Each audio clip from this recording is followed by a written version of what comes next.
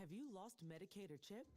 At healthcare.gov, 4 out of 5 customers can find a quality plan for $10 or less per month with financial help. Enroll in a plan today at healthcare.gov.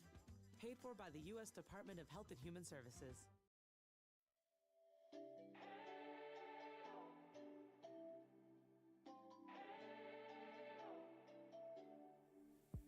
We spent our days on the coast of something beautiful. We got pulled into the tide of something real. But somehow I lost you on the way. I assumed you left me behind. Lifeless days and sleepless nights, so tired of it. I can't get you off my mind, can't forget it. Now I know what I've got to do is find my way back to you.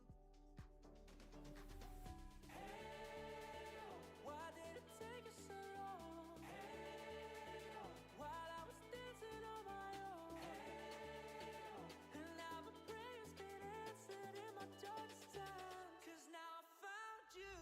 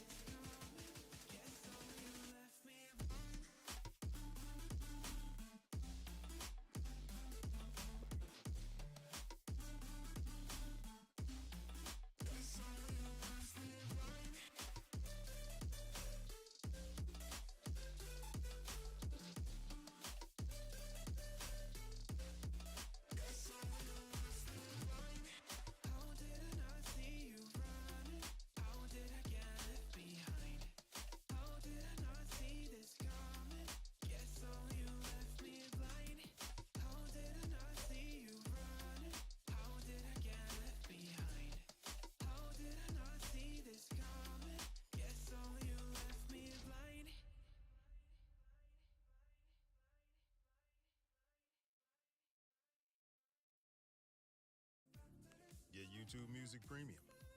It has a toggle thingy.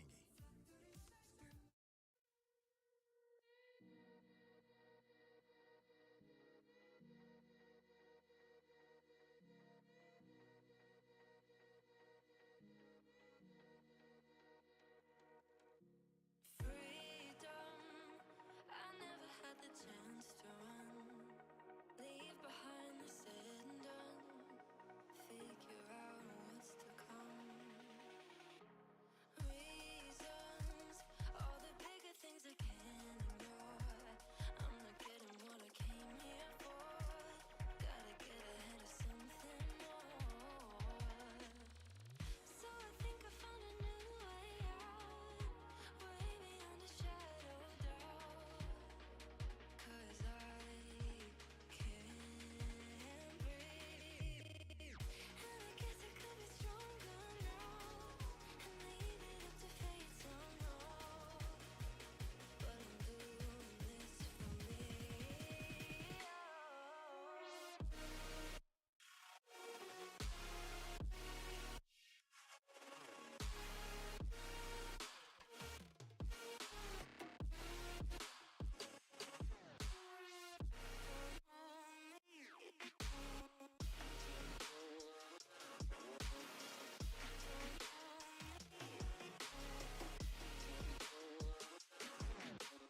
Give it up, baby, I'm not fooling anyone.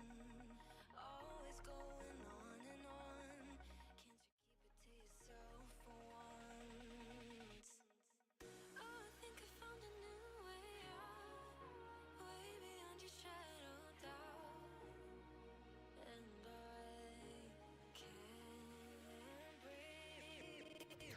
Oh, I hope you're keeping count of all the times you let me down, and all the things you said out loud, the bullshit I could cry about. And I know we could be stronger now, and leave it up to fate somehow. But everything I do for me.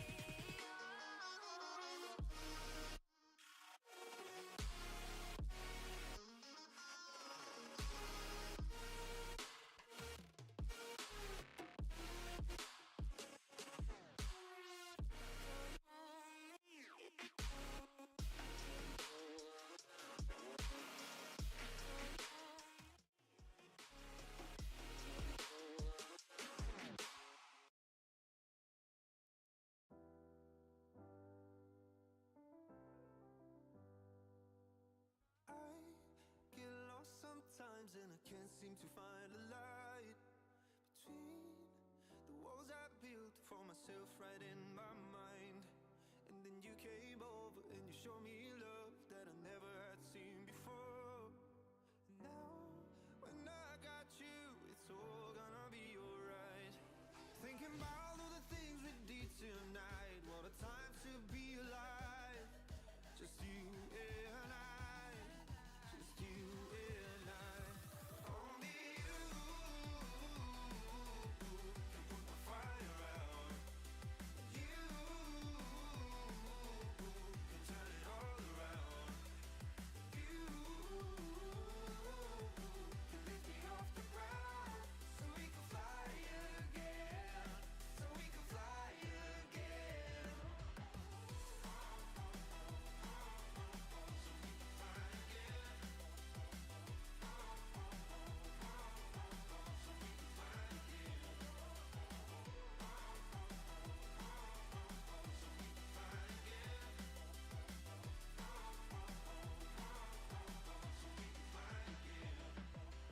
I've been trying hard not to go out of my mind, and all I need right now is for you to stay the night.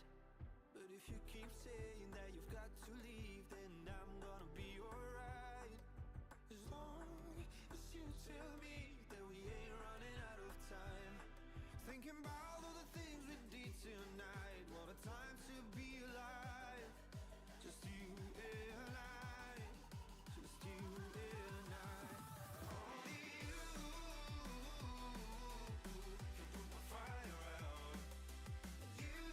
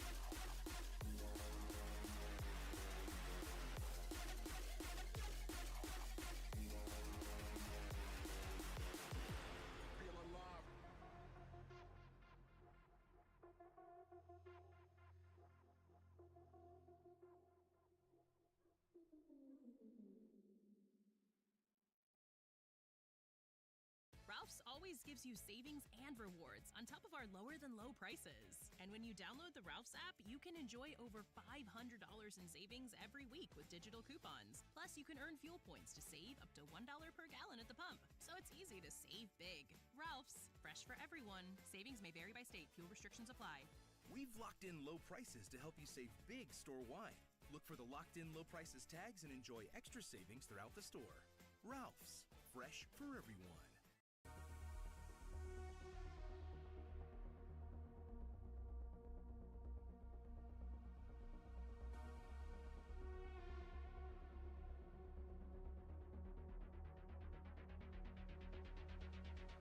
Atomic particles traveling near the speed of light do decay more slowly than stationary particles. All right, boys, ladies, and gentlemen, we're supposed to have Devious versus Team Mystic, but unfortunately, Team Mystic, Devious activities did not make it onto the clock. 35, they did not have 5 people into the lobby. So, fortunately, we had to DQ them. Team Mystic is going to be moving on to the round of 16s, facing the winners between Night Horde X and 12 Zodiacs after Aquarius. What is up next is going to be Night Horde X versus 12 Zodiacs after Aquarius. So, be out on the lookout for that game. It's going to be happening at 6 o'clock, so about 20 minutes time. We'll see you guys in a little bit. If you guys want to chat, that's fine. What's up, Mad? Where's UA? He brought me here. What's up, Not Quinn? Welcome, guys. Fortunately, there's not much going on. The first match got DQ'd. I would love to be like, hey, you know, you guys don't make it on time, like we can give you a few minutes to spare, but we have to uphold rules. 5 minutes or DQ. That was a little bit unfortunate.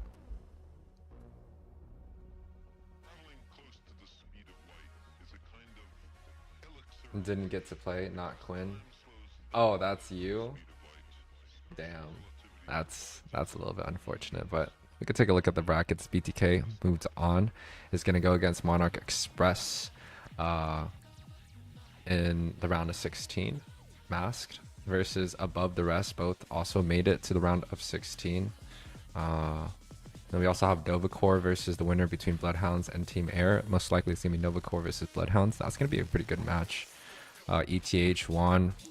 Fiends is going to be the NAC, is going to be the seeding there too, so it's probably going to be ETH versus Fiends, but we don't know how Zoe clan actually plays.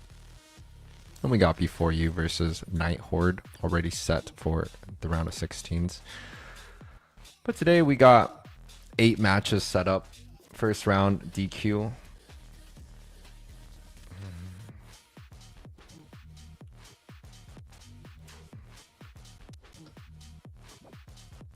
Second round at 6 p.m. PST. We're going to have Night Horde X versus 12 Zodiac after Aquarius. After that, it's going to be Bloodhounds versus Team Air. Vamp versus Area 77. Fiends versus Yuzio Clan. And then we're going to have What's the Problem versus Blythe. And on Moonpie's stream, we're going to have 12 Zodiac Gods versus Legacy and Area 77 Angels versus Miss Mercenaries at 7 p.m. So a lot of shows coming out.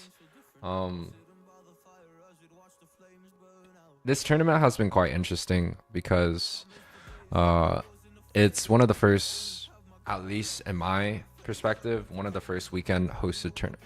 And also it's you know, one of its kind in terms of scheduling their own matches. And I do think you guys will see a lot more tournaments that allow players to schedule their own matches. I think that's going to be a big thing soon, especially because of how easy it is for these players to kind of do so.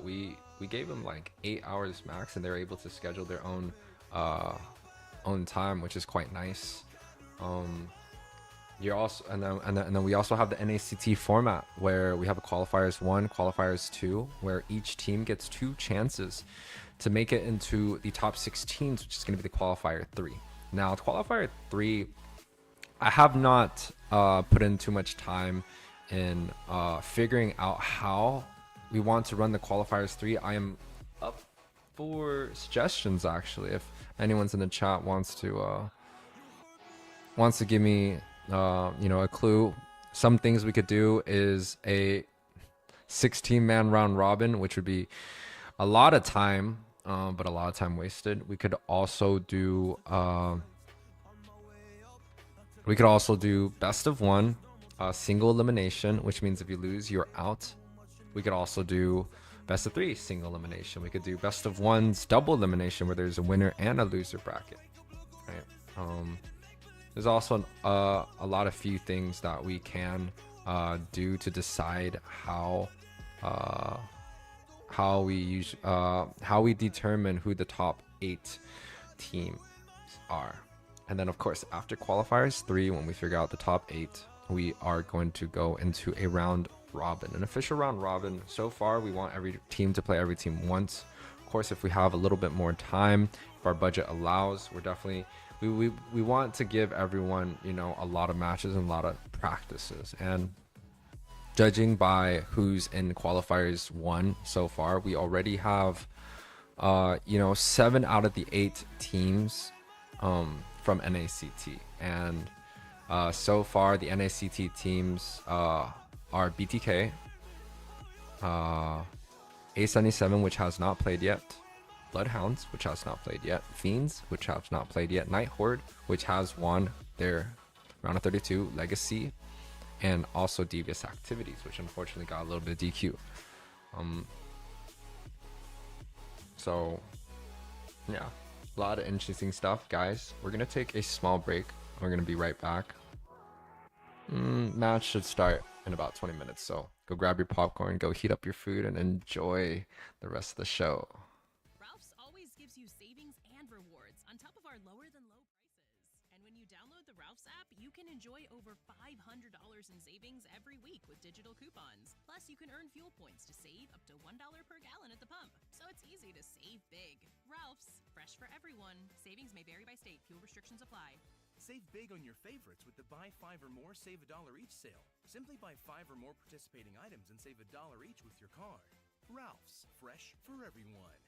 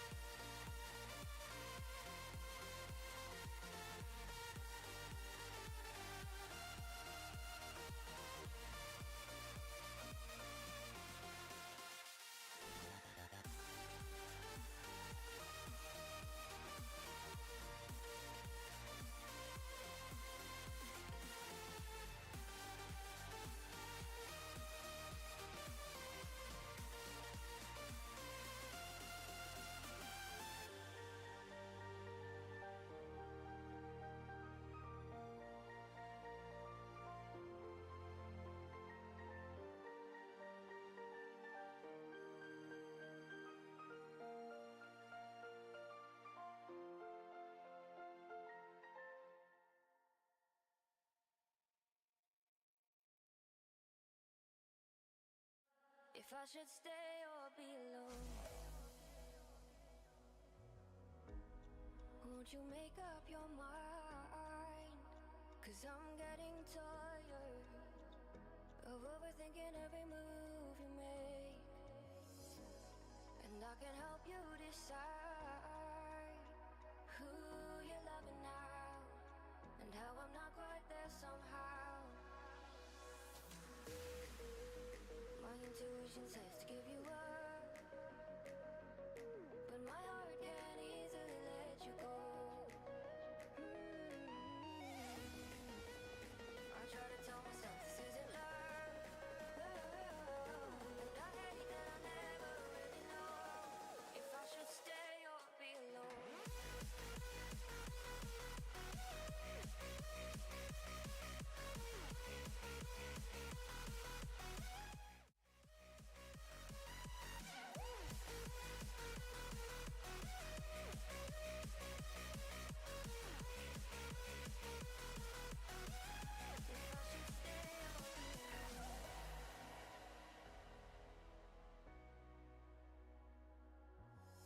I'm just waiting for the fire, but you won't even try to survive. You would rather keep it all inside, and I can help you decide who you're loving now, and how I'm not quite there somehow. My intuition says to give you up, but my heart can't easily let you go. I try to tell myself this isn't love, but I hate that I never really know if I should stay or be alone. If I should stay or be alone. If I should stay or be alone. I don't wanna be alone tonight. I'm just hoping that you'll be just right. And I hate that I never really know if I should stay or be alone.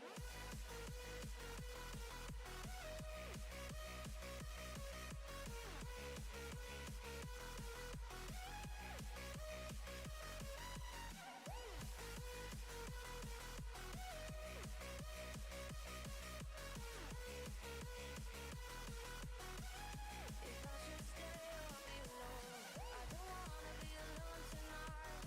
I'm just hoping that you'll be just right. And I hate that I never really know if I should stay or be alone.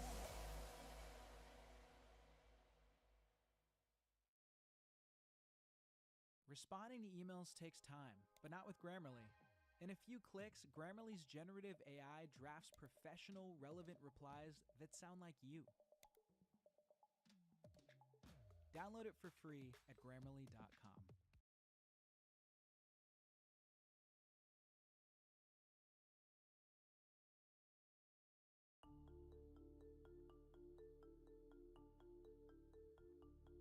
How about one time?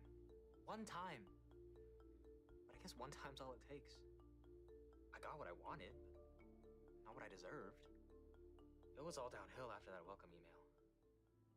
Products that weren't for me, sales that I was not interested in.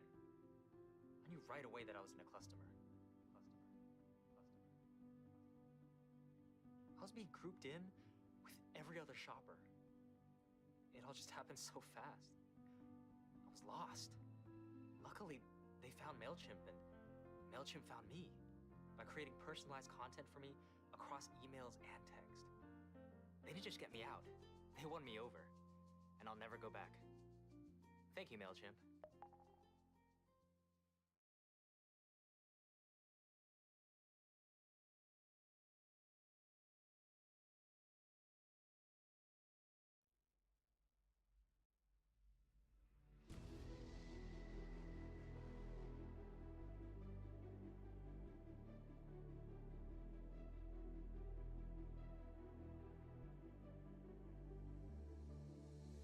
I've been watching you with dark eyes every night,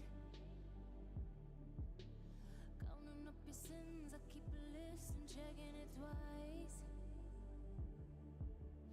I know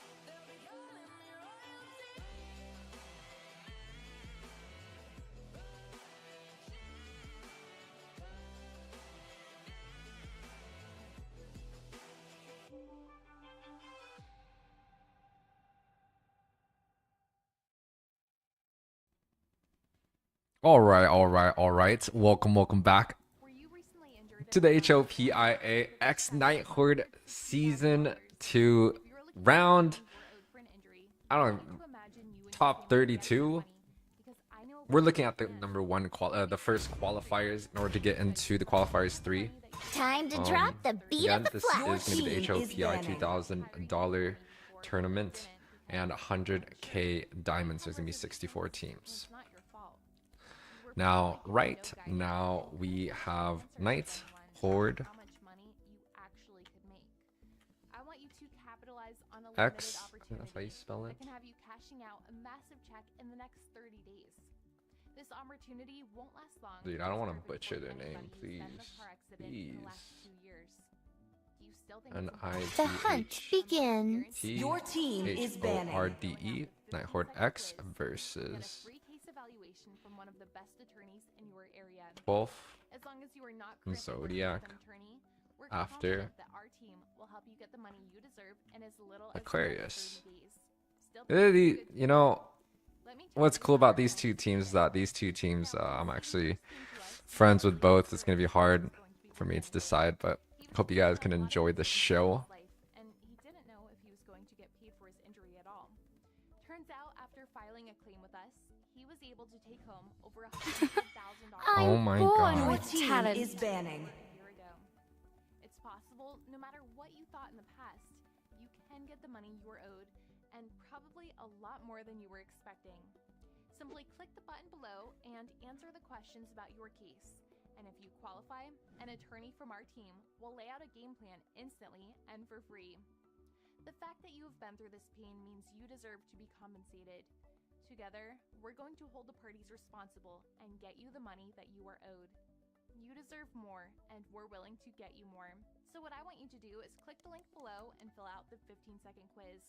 And if after completion it says that you... I, Minotaur, will finish off what was left undone. We'll reach out and we'll lay out the fastest game plan for you to get the money that you are owed and get massive compensation for you. Sir, what's your command? Your team is banning. Always be there, but this opportunity... Alright, I just escalated the situation, so... So, click the button below, begin the short process, and we'll be in touch soon.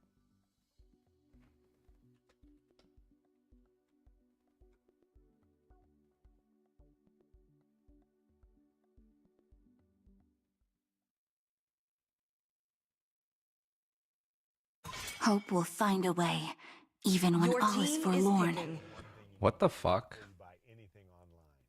Don't spend another dime on Amazon until you watch this first. Watch this. I can show you how to get the sweetest deals online when you shop from major retailers like Amazon and Target. You can drop prices automatically. I can show you how, but I can't do it for you. People are saving real money doing this. $160 million in the Dude. across thousands of different retailers. Wild. You'll see better prices you had no idea existed. It's quite crazy They just show up automatically. that I have to deal with things like this. Always on the way. Receive. Your team is picking. Dude, like, this is why I should just retire. It takes less than 30 seconds to start saving. Ah. 100% free. Alright, give her a ching. Bop. Alright, we're back into the match. Night Horde X versus 12 Zodiacs after Aquarius. Good bans on the table. Fanny. I haven't actually seen a Fanny ban in a long time. This time coming around is quite good. Guinevere, Joy, both two Your team is strong meta heroes. Joy can be played pretty much anywhere. Same thing with the Gwen, quite versatile, especially in the roam position. Now, Aquarius's ban, they do go for the Vexana, the Minnow, and also Ruby. That's a lot of CC. Going for a Minnow ban kind of sets up for something like a Kaja and a Franco, some suppression. Going for a Ruby ban, I think maybe they just want to play a punch for a other punch. things in the XP, maybe the Arlot, Yuzong, those are two available there. But yeah, so far so good. Nighthorde X picking up the Paquito and also the Nolan. Nolan, I haven't seen a great Nolan game so far. Every single time I've seen it, it just doesn't feel like it's as good I will choose my own path. Your team for is example, a utility heavy jungle.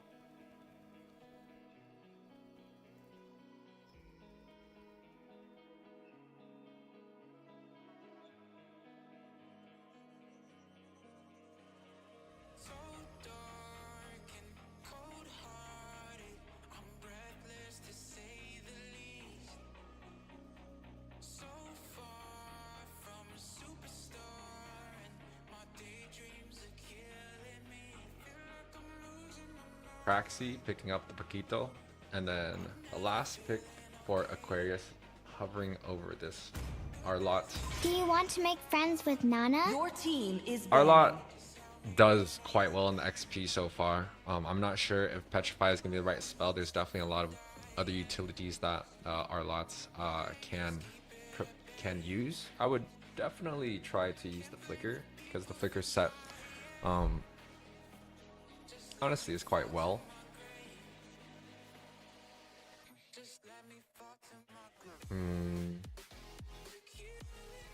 And the Paquito, we've seen the pack.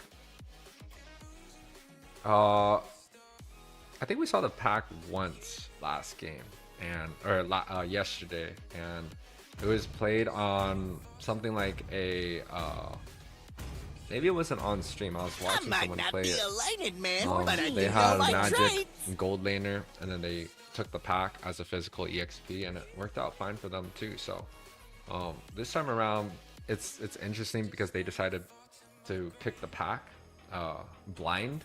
They don't know if the pack's going against the Export. Maybe the going against the Export's a good matchup for them, but now they have to deal with the Arlott.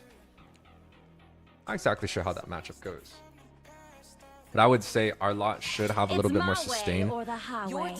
Arlott can build straight tank and have a lot of utility and also damage and CC, versus Paquito, generally you have to build a lot of damage in order for you to do well. Now, Aurora, after a Vexana Nana ban, people like this hero, and I still want to stay away from I guess burst mages like Aurora, Vexana, and Nana. I just don't think those are going to be the heroes, especially in the long run. That's going to do quite well. However, I think things like Novaria, Faramis, Valentina are still extremely strong and high priority. I've also been seeing a lot of Gourds. I think Gourd has the ability to kind of 100 to 0 somebody, and I think with the ultimate that he has, I think it's Mystic Gush, he should be able to do quite the damage and quite the AoE.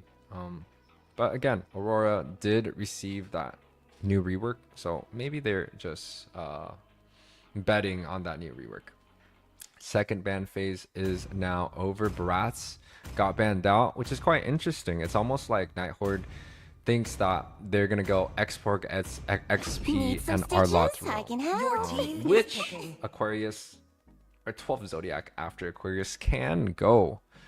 They could take another jungler and completely flex it around, but it definitely means that the Arlott and the Exborg, two flex picks being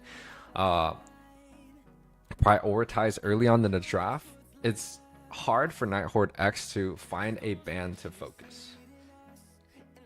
Now, Nighthorde X is flexing on some very interesting pick. If they choose to lock both of these heroes in, which they hovered the Natan, and then now they lock the Carry. Carry is one of those heroes that is physical damage, of course, but has the true damage element. So is in a league of its own. Nighthorde X has a pretty balanced comp.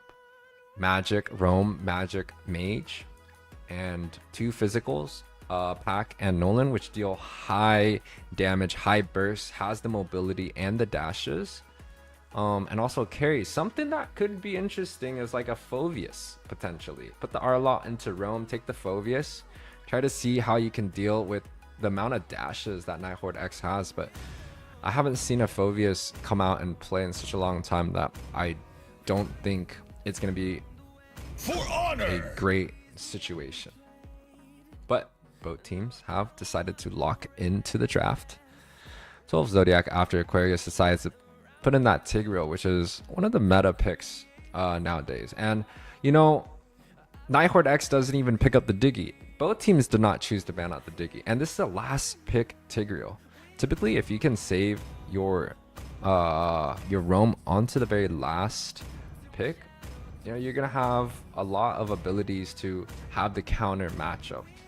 And this time around, they definitely saved that roam into the very last pick. And look at the amount of Purifies already on the board. Craxy, Jules, and Kesh all have Purifies.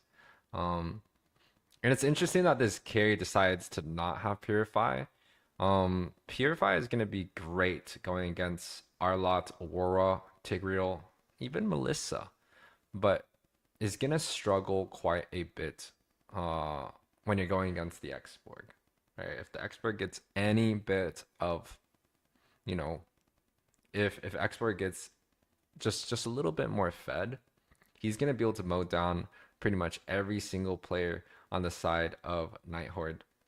But Nighthorde also has a very balanced comp. Welcome and to they also Mobile have Legends. a lot of late game. But guys, welcome to the Hopia 5 seconds till the enemy reaches the battlefield. X Nighthorde Smash them. Season 2 qualifiers number 1. This is day 2 of the qualifiers so far, and we're definitely in for a treat. We're probably going to be streaming for the next 2-3 hours, so make sure to come out, hit the like and subscribe, say hi.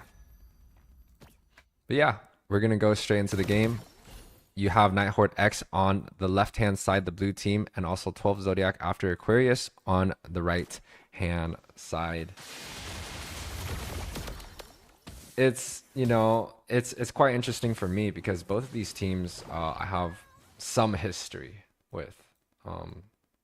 Hopia definitely had a good few conversations with them in VC the last few days, leading them to prep for this tournament.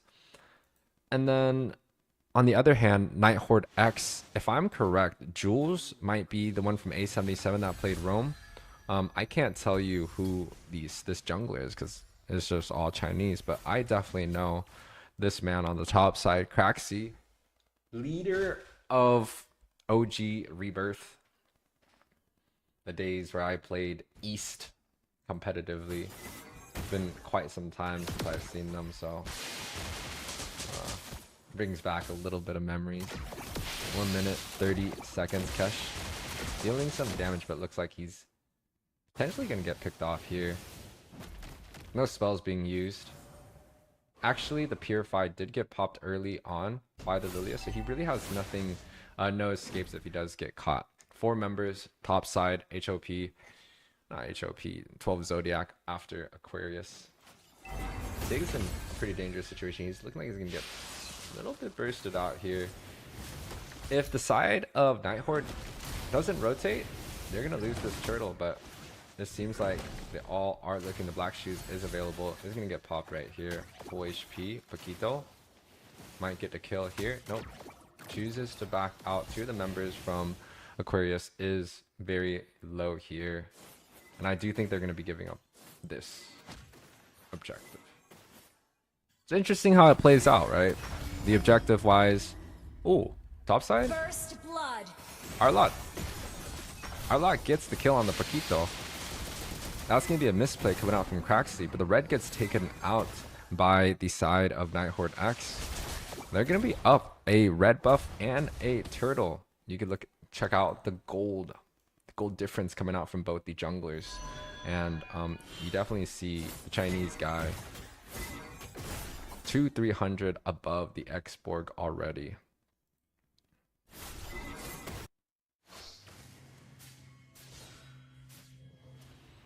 Now, if we look at the gold lane matchup, Melissa versus Carrie. Melissa's that type of hero that, you know, wants to get a few items and wants to get like corrosion, DHS, get that attack speed going. Same thing with the carry, but Melissa should have a little bit more utility and impact on team fights, especially early on.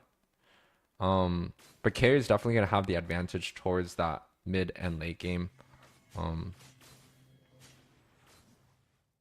So it's, you know, if the Melissa can go a little bit aggressive early on, if the Tig can come onto the bot side early on, they might be able to form a good team fight. There it is. The ultimate does come through, but it doesn't look like the second skill connected with the Melissa here. Tigreal looking like it's being bursted, circling Eagle, hitting 2 members, knocking them up. Grata. Chunk low. You can see Nighthorde X, they are doing very well in trading, microly. It's not even about their rotation. It's just how they are using their characters and how they're trading. They're winning almost every trade everywhere around the map. And a turnaround coming out from Arlot. He did die earlier against the Paquito, and now he's able to grab up that kill again. But ooh, look at all the minions here. Is he gonna be able to get? Oh my god!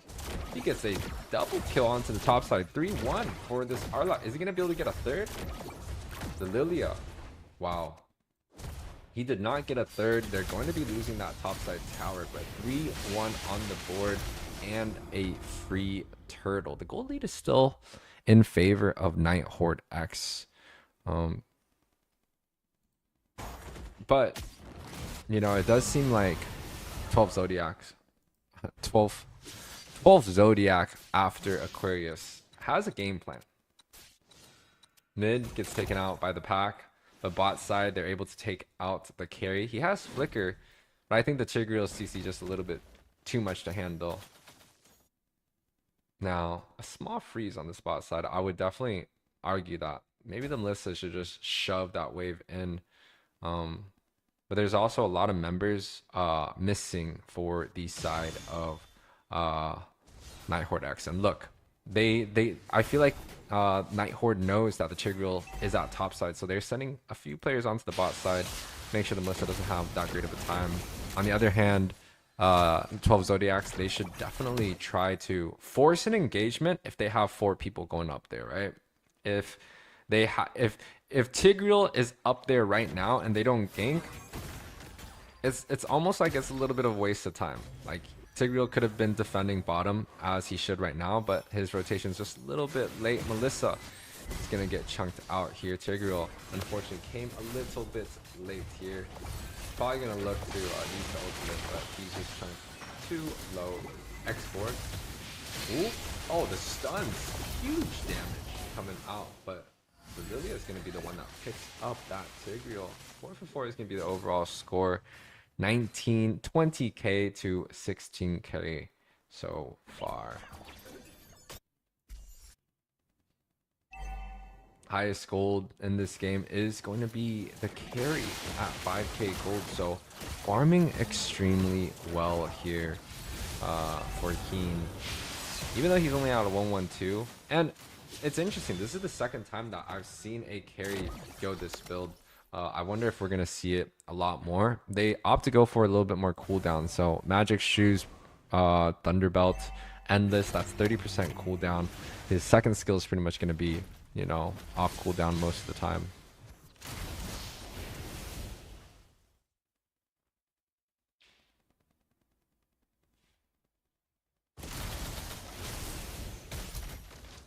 And then you also got the Nolan building essentially full damage. Blade of Heptases, Hunter's Strike, looking potentially for a BOD. I'm not sure if that's going to be hit. Tigreal?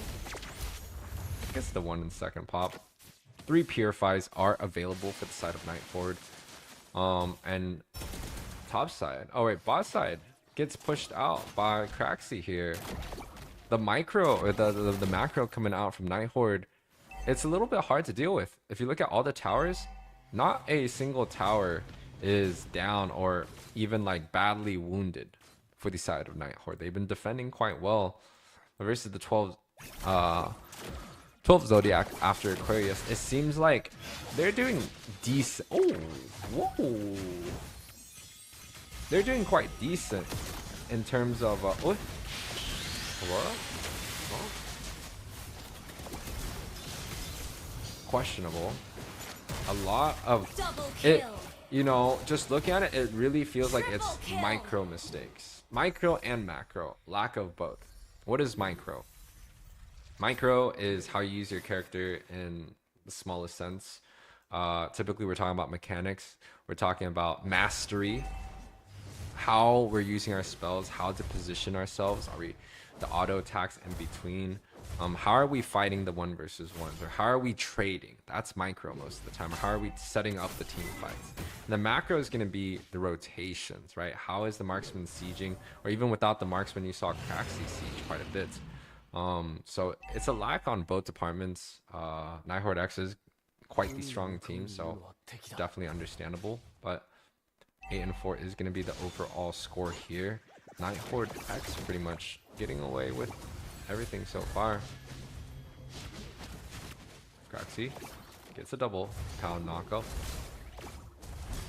And Lilia able to pick up another kill if it's at a Nighthorde X. You're looking at an almost 10k gold lead at 9 minutes in.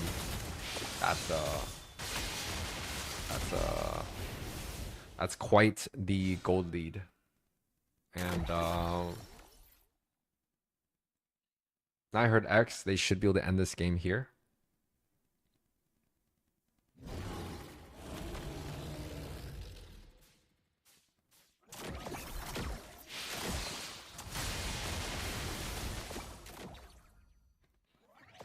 They should be able to end this game with this Lord. 10k lead.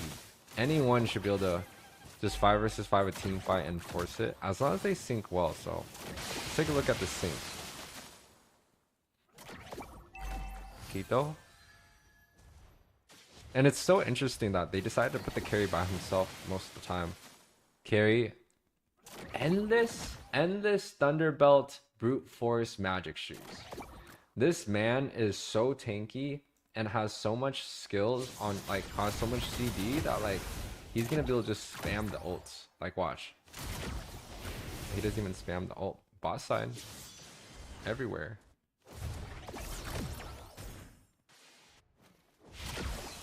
Lord's not even gonna be able to get the bot tower. Where's the push coming in?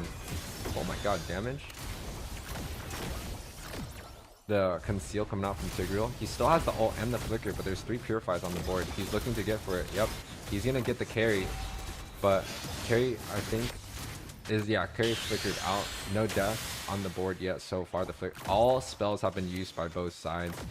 They're able to get this bot. If they're pushing that, they did clear the mid wave, so the mid wave is definitely gonna come in.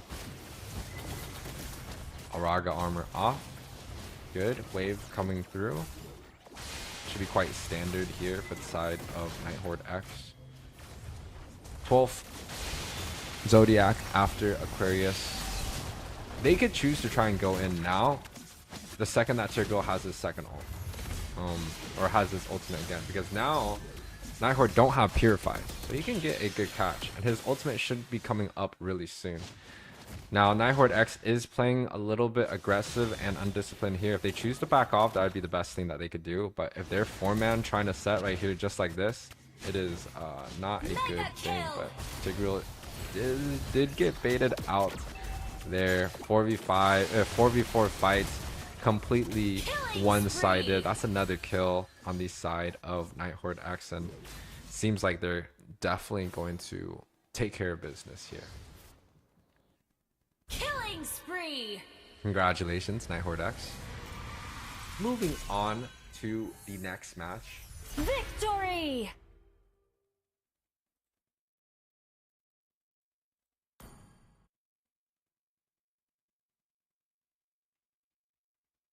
Whoa.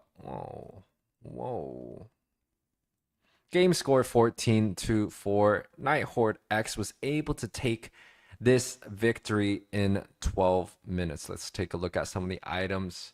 Lilia very standard. The cooldown, the anti-heal is quite interesting. It might be a little bit overkill, but they were just trying to prevent the Auraga armor and potentially the sustain coming out from the Arlott. And also Melissa with Inspire also brings some sustain. So, you know, it's it's very cool that this Kesh guy decided to go for a very team utility base. He could have went for Holy Crystal. He could have went for more penetration, but no, he decides to go for the benefit of his team, grabs up this anti-heal, and still gets MVP. This guy is the man of his team. Heen also did extremely well, was the highest gold for quite a bit. And also the Nolan farming quite well. So very great game coming out from Nighthawk X. Guys, we're going to be right back. Next match, we're going to have Bloodhounds versus Team Air. Be right back.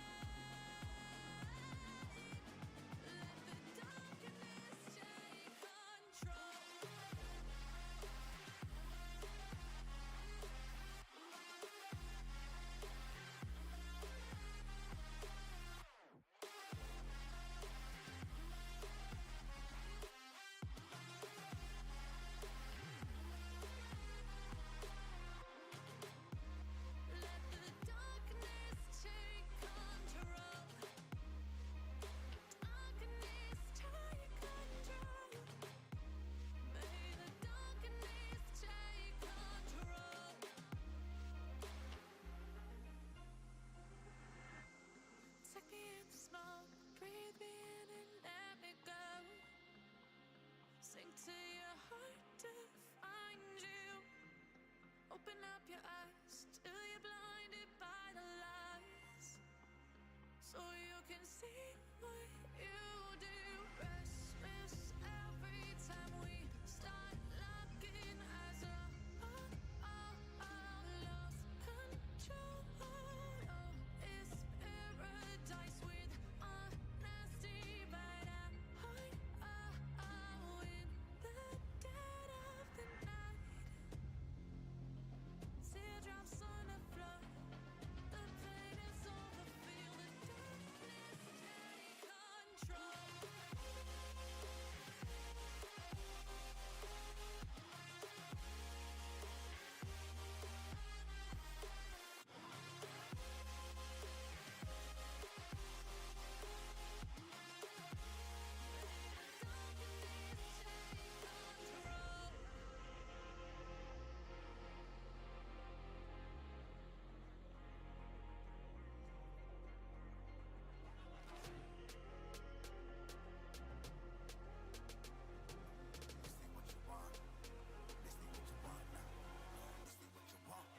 Who alive can't put me in a box. I redefine any definition you got. I am the tiger, I'm making steps to the top. The flames, I whip it up, you just gotta hand me the rock. Take a seat, you cannot stand it. All I know, the flow harder than a scotch bunny. Don't try studying me, you cannot manage. This ain't what you want, bitch, I'm a fucking phenomenon.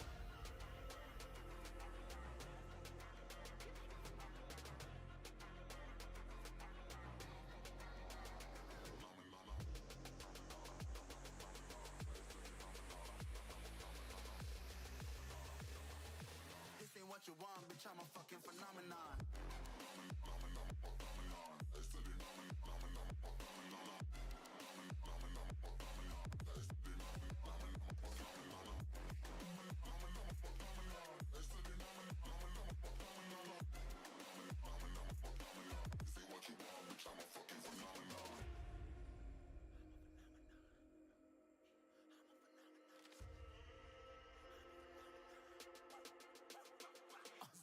Yeah, you better listen. I'm bringing heat. You'll be a fan when I start rapping. Way I'll have your fucking head spinning. I'm known as spit vicious. Release bombs and go tick tick. Boom, you blow me that head missing. I'm a phenomenon. Stacking cheese like it's Parmesan. 8 different flows, call me Octomom. I'm moving fast like the Autobahn, and I'm independent, so I'm not your fucking starving like it's Ramadan. Sick, twisted, gifted, can't copy, printed, can't hold me down. I shape shift, I'm liquid. I killed this beat, I might get convicted. They know how I move, it was predicted. Persistent, spoke it into existence, so consistent, no assistance. Hear me once, become addicted. If I rap it, then I live it. There's no cap when I be breaking this. This ain't what you want, bitch, I'm a fucking phenomenon.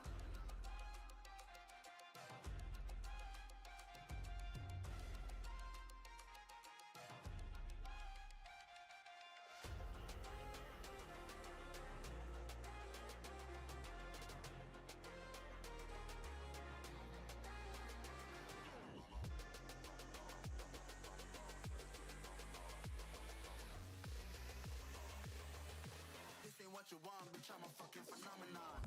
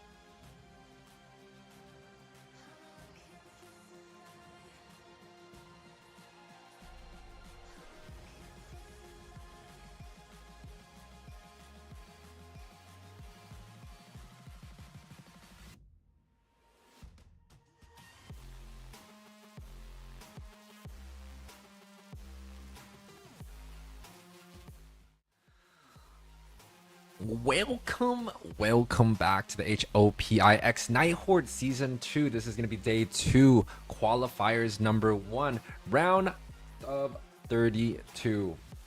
And look at what we got here. We got NACT team Bloodhound in the building. They're able to make it to their game on time, so pretty happy that we get to have a match this time around. The Joy.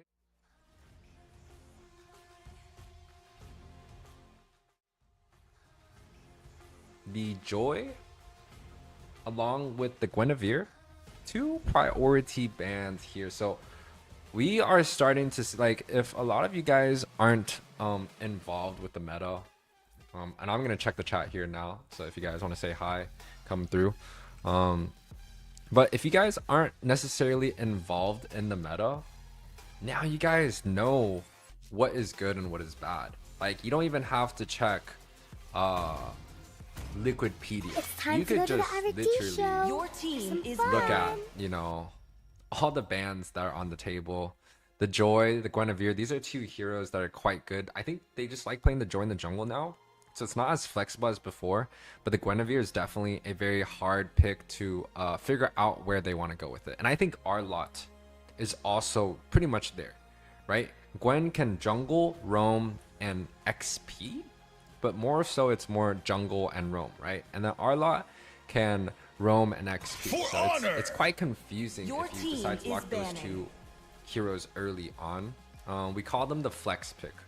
And that's also a different type of drafting.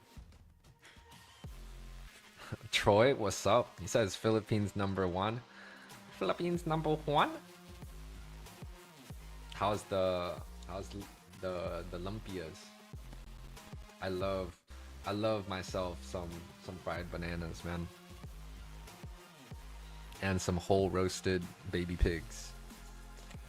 There's some Tagalog food. Anyways. Oh, it's not Night Horde X versus Aquarius. Sorry. As fleeting as a snowflake's breath. Team is picking. As timeless as a glacier's heart. Team Air. Always on the way.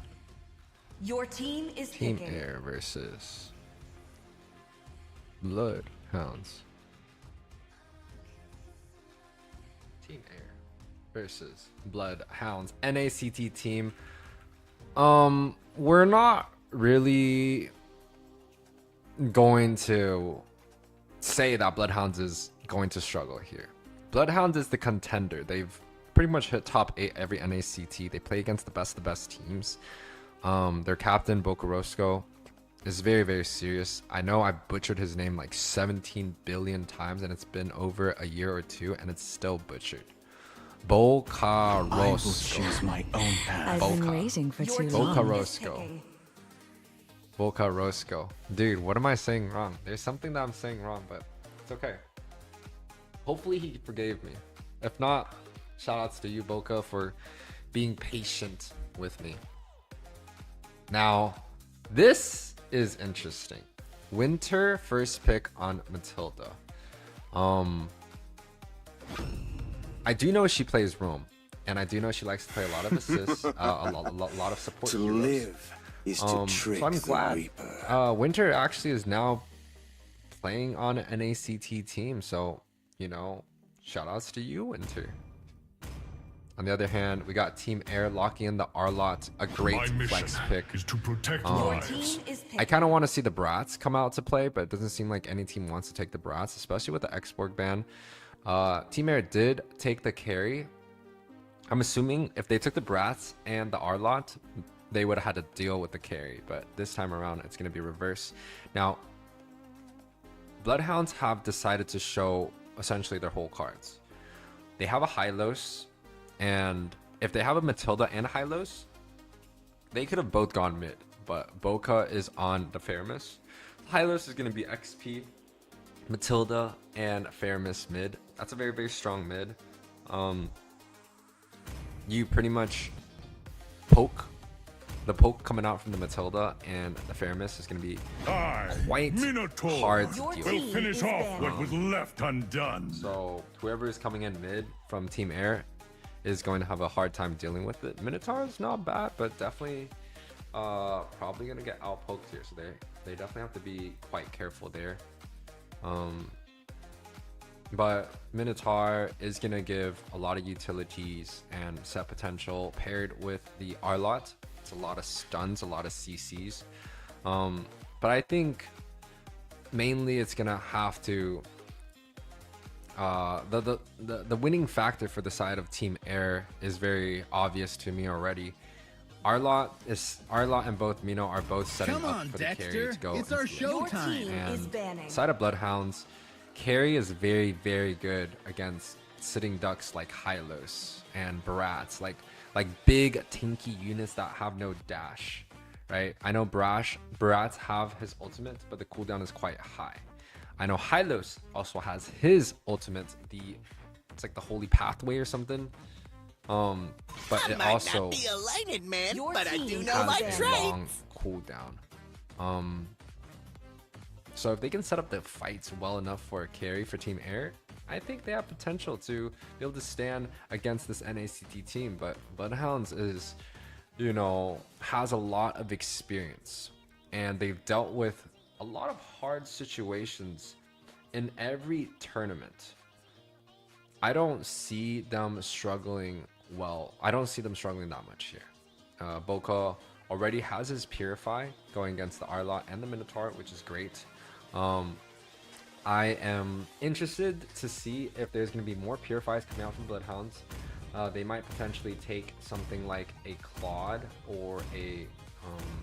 Kindness is the does get surest banned path to ruination. Maybe the Leslie comes out to play. Rocks need no protection from the rain. They are in need of a lot of physical damage. Bloodhounds, 3 magics so far. Hylos, Faramis, and the Matilda. Team Air got 2 tanks essentially. 1 physical. I mean, all of them are physical, but you got the true damage come out from carry. You got the little bit of physical damage come out from Arlot.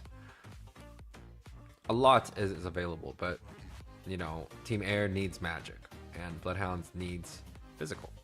A good pick for Team Air, Valentina using the IMU to take the Cold Altar. Another thing you can do is get the Novaria, or maybe take some heroes that have a lot of skill. Hope will find a way, Vexana, even when all is forlorn. People been liking the Vexana a lot, but personally it's not my favorite so far. Now Bloodhounds, showing this Martis. Now I don't know who Amyun heard on my very life, but if he the is Titans will be the eradicated. man of the man, if he's easy peasy, Martis, this dude has such a legendary track record using Martis and destroying people, even in NACT. There's even a lot of top teams that don't allow. That's Bossy. Okay, never mind. It's my way. Bossy on Martis. Your team is picking. Shoutouts to Bossy. But that ain't easy peasy, so we're not gonna worry too much about that. Definitely though, due to the amount of CC coming out from Team Air, the immune coming out from Martis is actually gonna be quite good. His first and second, if timed correctly, saves himself from the Vexana, saves himself from the Minnow, the Arlot. So it's gonna be quite good. The Exia, on the other hand, is a good hero. A lot of top marksmen like to use it. I know Zia loves the Exia. So definitely excited to see that hero come out to play. He's gonna have a lot of range on team. You should. Especially that Vexana. Once the Vexana uses her burst, the Exia can easily just go behind and whoa, that's a lot of hair color changes. Team Air locking in the Fredrin as their last pick. We love a utility style jungler, but Team Air, it feels like they are lacking damage. Honestly, Minnow, Fredrin, Arlott, those are 3 tanky frontline units. And just pretty much all inning and say carry, you're gonna be the carry of the game. Pun. I feel like it's putting all the eggs in one basket, and it's not guaranteed, right? Bloodhounds, I do think you're gonna be seeing them focus this carry quite a bit. If the carry is unable to farm, 5 seconds then till it's the gonna enemy be reaches quite the difficult battlefield. Smash them. for the side of Team Air. But All guys, troops we deployed. are going into our 3rd match of today. Once again, this is Hopia X Night Horde Season 2. The fight of 64 players for $2,000 and 100k diamonds. This is going to be the qualifiers #1 best of 1 series. So it's a sudden death for all these teams. Everyone, you know, it has some high stakes. Now let's talk about some of the matchups and some of the emblems. The Matilda going for Quantum Charge. I love that personally. It makes her kit so much fun. And, you know, it's honestly very easy to have Quantum Charge on Matilda. The movement speed, the sustain, it just adds a lot of utility, right? You have the Minotaur using Focusing Charge, which is Focusing Mark, which is a little bit interesting. But a little bit of engagement onto the bot side. Ooga Booga is sustaining and chooses to go back in. He's going to be able to get that kill? Yes, the kill does go down. And the Matilda does save Ooga Booga from the dangers. So Team Air unable to get the counter kill and revenge for Yujiro, as he is going to be the first blood that falls for the side of Team Air. Small advantage for the side of Bloodhounds already. And dang, this Martis farming quite well. Already almost level 5. Ultimate comes through. Level 5 also is there. Mr. Levi. We got to get a zoom in. $100 skin, guys. Toss your wallet. If you guys are Attack on Titan fans, well, here you go. Let's see if we get some other angle. Bossy. Strong man. Hello? The 1 versus 5. Brethren getting tossed around like a trash bag in the wind, wanting to start again. But unfortunately, did not start. And it has already ended. 2 minutes and 30 seconds. Vexana does flicker out, but is going to be shut down by the Martis. Doesn't even die. He's 1 HP. And it's going to be 4 for 0 for the side of Bloodhounds so far. A very, very clean game. It's kind of the reason why I said it's contenders versus pretenders. Bloodhounds have done there, have been there. Not to take away from Team Air, but these are guys that have been trying to take the crown of NACT every single year. Very, very hard team to play against. You do see a kill on the top side. The carry was able to solo kill the Exia. And then on the other hand, the Fredrin able to pick up Ooga Booga on the bot side. I do believe it's a 2-3 man gank. So quite nice. Some gold coming back in the favor of Team Air. Still a 2k lead. But let's take a look at some of the items and the gold lead. Exia carry quite even in gold. The jungler is probably the biggest difference at almost 1k difference. The mage also has 700 an advantage for Bloodhounds, but the flicker coming out from the Minotaur and the Exia ult coming through. The range is just too much to handle. And look at the Martis go here. Ooh, a little bit of a mechanics coming out from that Matilda. Good save there by Winter. 5-2 is going to be the overall scoreboard. And Martis already 4 kills. Now, let's talk about how Team Air can get back into this game. Oh, the ultimate coming out from Fredrin. Doesn't connect. Maybe connects, but doesn't do that much damage. But what can Team Air do in order for them to get back into this game? They have to make sure that they can CC and shut down Martis. I do know Martis has a lot of CC immune, but it's not impossible, especially with the knockup, the amount of knockups that the Minotaur has. Retribution does come out, but just a little bit too late for Fredrin. Circling Eagle coming through. Seems like the Martis is looking for that kill. He gets CC'd, and I think he's just gonna first and second skill away just like that. The save coming out from Boca, and ooh, the Arlot coming out.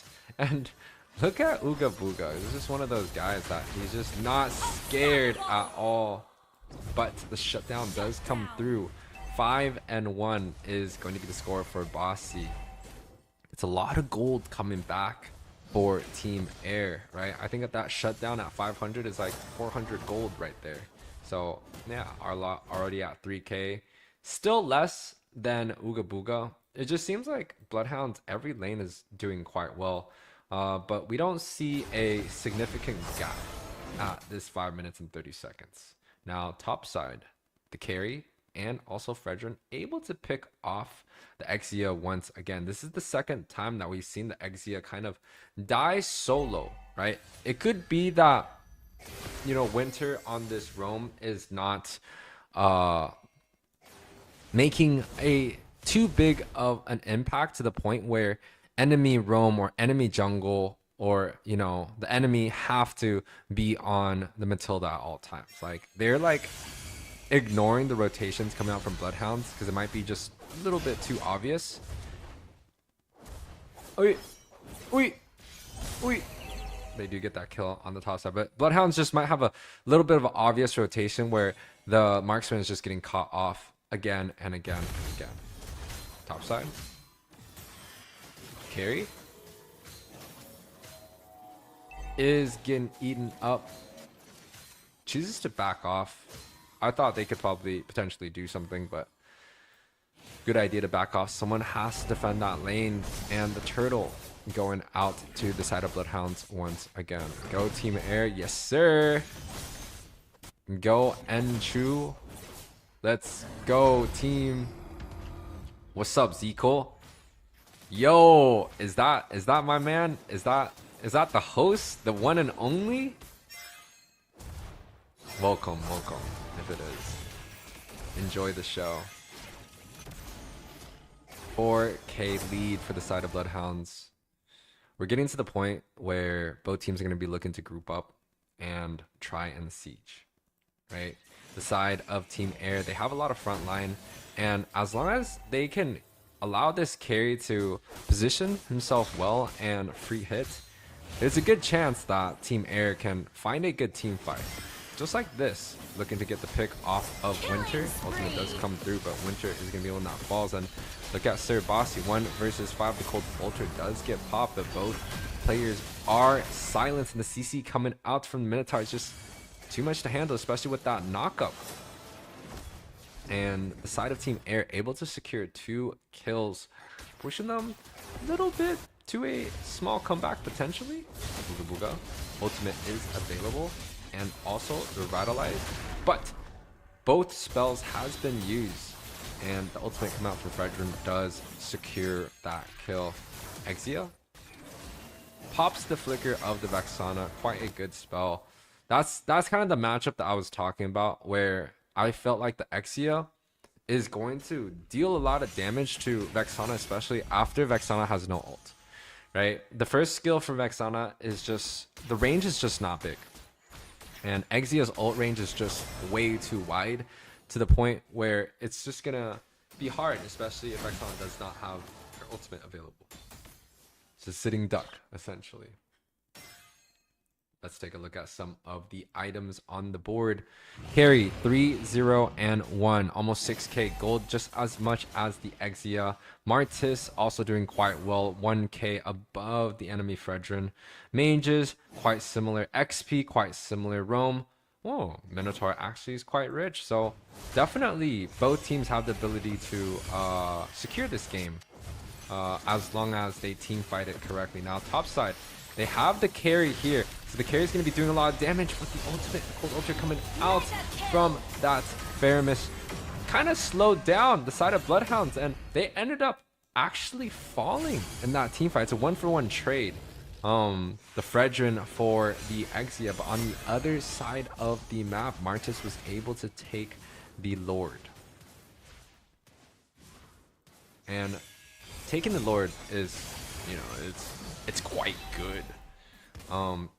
The side of Bloodhounds had 2 players on Lord and 3 players on the top side, and they were able to trade evenly 1-for-1 against 4 of the members of Team Air. That kind of just tells you, side of Bloodhounds, they're not scared to fight without numbers, which is kind of like a high IQ, high mechanic team. Typically, a lot of teams they want to stay the disciplined route. They want to stay the safe route. They only want to fight when they have the numbers advantage or when it's guaranteed. But also, there is a lot of top teams where they have so much confidence that they're willing to take disadvantages fights and just try and zone and kite out their spells and just end up getting it. But the ultimate coming out from the Hylos, and Exia is melting everyone along with the cold altar, but the Arla is able to get that final slash. Members of Bloodhounds not falling here. Actually, Arla is going to be the one that gets taken out on the board. I thought Team Air actually had a great team fight, especially with the Arlot's final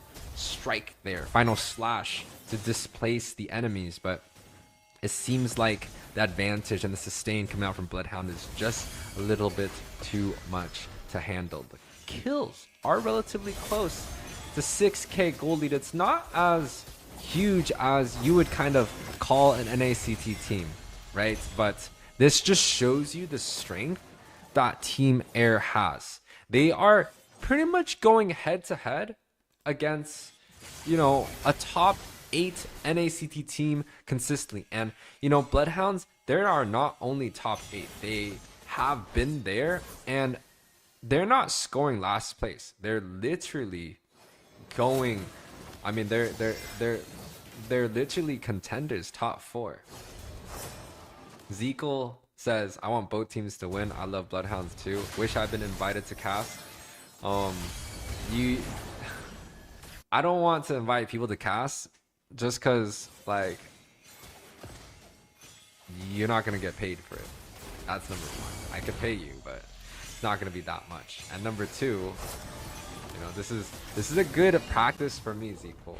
Like, I am thankful for the opportunity to be able to refine my casting skills before NACT, and I honestly just need as much time as possible before this weekend, where it's gonna be day 1. Ooga Booga, the holy, what is it? The holy pathway, the glorious pathway.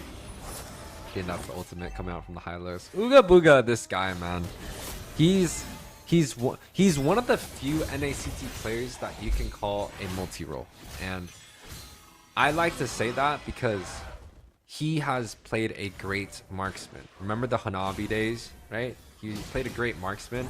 He also played a great roam when he was playing Khalid, and Hylos roam and Bellaric, and now he's 1 versus 5ing with the Hylos when his team is getting the Lord, and you also have Winter on the backside helping things out. So quite cool. Zekel, if you want, let's schedule a cast, I don't know, maybe Wednesday or Thursday. How about that? I know I didn't invite you, but I'll invite you now. If you are interested, we could do Wednesday or Thursday. Maybe not today. But yeah, I know you've been in my DMs asking to cast. I just you know, didn't really prepare too much. It's just a casual stream for the people, for the community.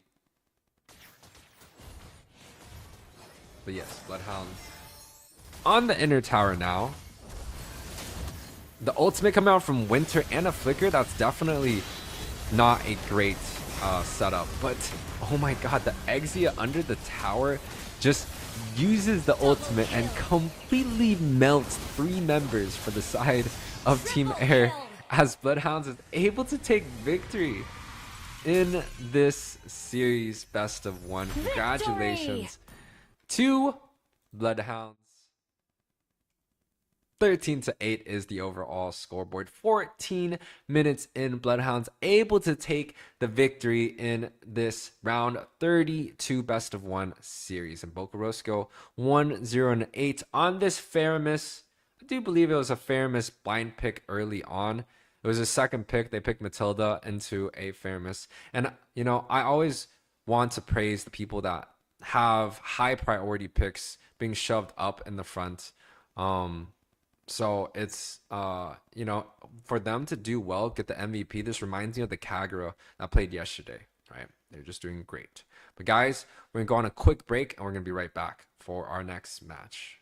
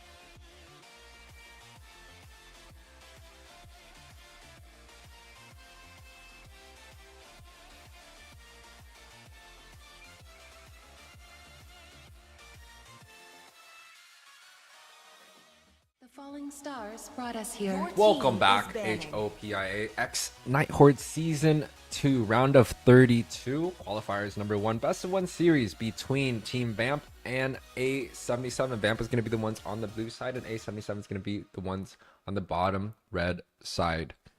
Some familiar faces from both teams. I do know Vamp is they have a few players in the North American MLBB Discord group. Sometimes when I host events, I do see NASA and Do Re Mi especially my 3v3 brawls and also fire. So shout out to you guys.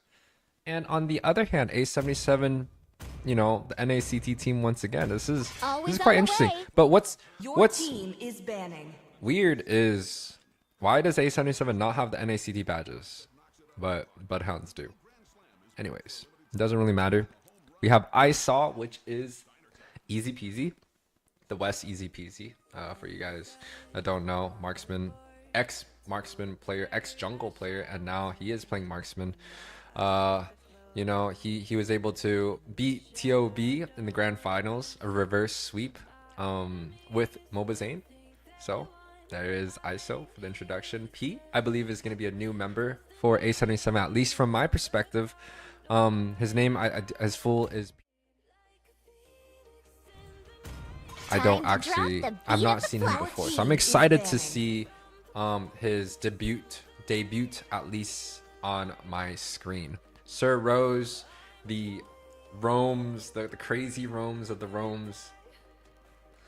This man has so many different types of heroes in his pool. What I'm excited to see him try to pull out is the Natalia, and I really do hope A77 draft the Natalia. Rose, very good Natalia player, but also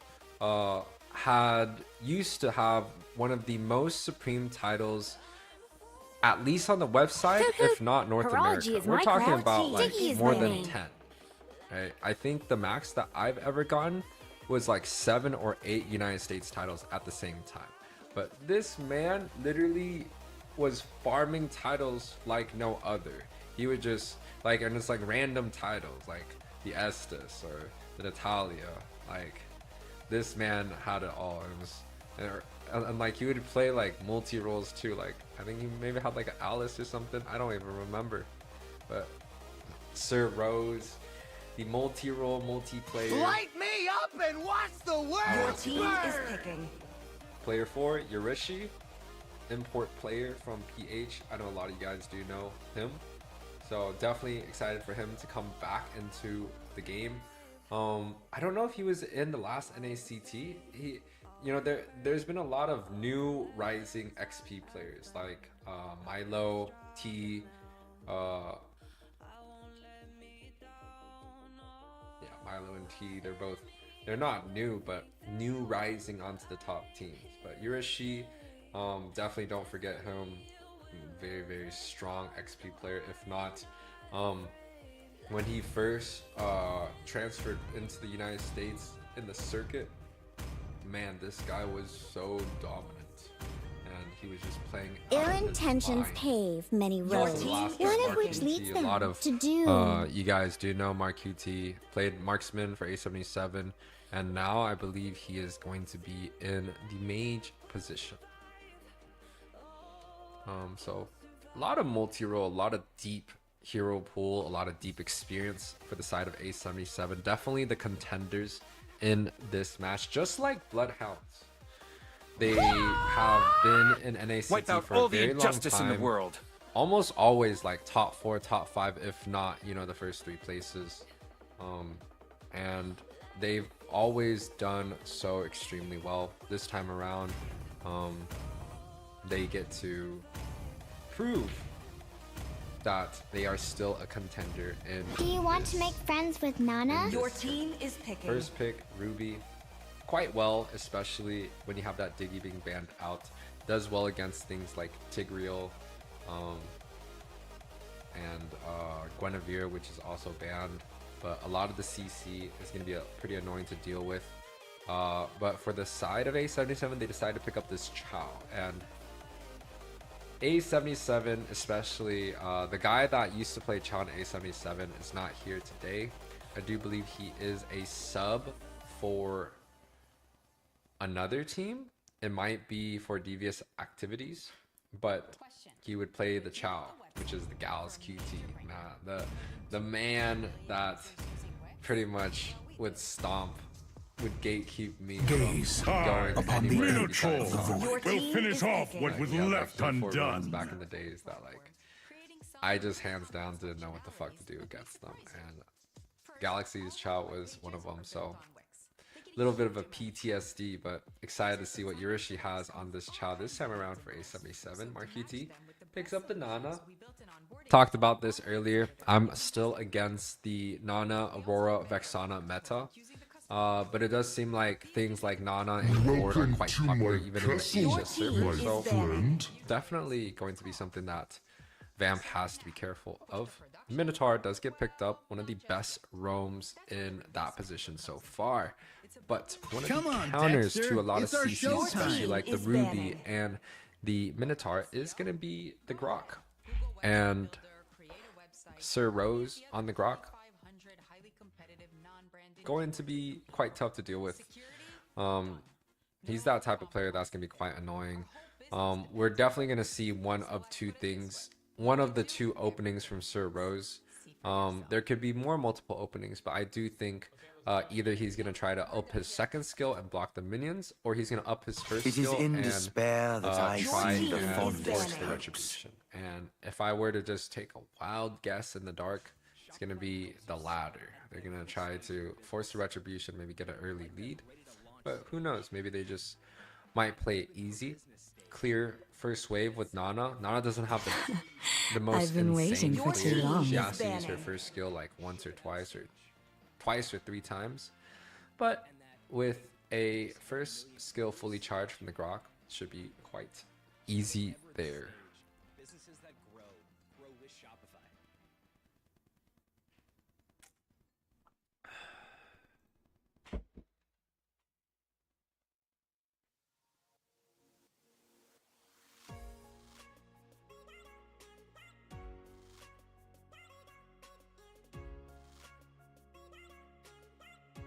Second phase ban coming through.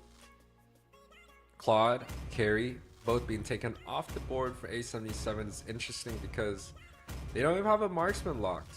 Thorns so remain. Maybe ISO wants to play something like a 1-1 to deal with the CC coming out from the side of Vamp. You can also go for a Leslie, potentially, or even the Exia. But P decides to go for a Hayabusa. And I actually don't know what position P Dot actually plays, so I'm excited now to be able to see what he has in store for us. Let's see. Today I'm not overly concerned, man. Just trying to give y'all do love GG's both teams. Well played.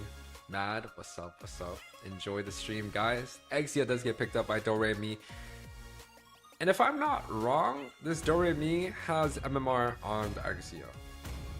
I might be wrong, but definitely a good player. We saw the Lilia deal a lot of damage in your team is picking the Night Horde game Guess versus who's the stunning Brainiac the Zodiacs. detective? And this time around, we get to see fire on the Lilia once Yep, again. it's me, Lilia! It's going to be quite interesting. Purifies are available to deal with the Wave of the Dragon and the Wild Charge come out from the Grok for the Lilia.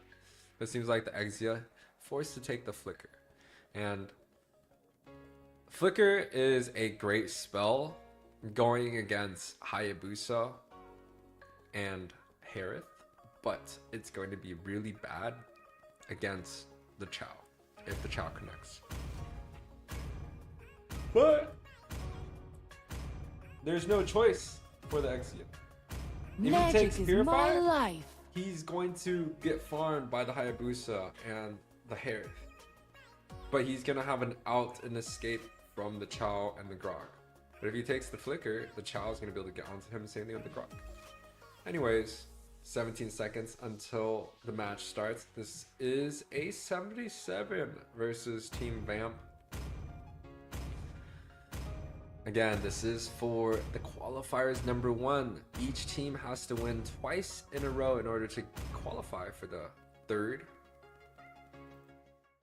where they have to fight it out for a top 8 spots in the round robin. Again, this is the House of Pisces X Night Horde Season 2 tournament, Spring 2024, $2,000 USD and 100K. Welcome to Mobile Legends! 5 And seconds we're gonna till jump the into the enemy match, my reaches the friends. battlefield. Smash them! All troops deployed!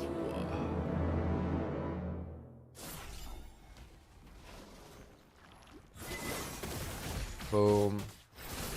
Boom.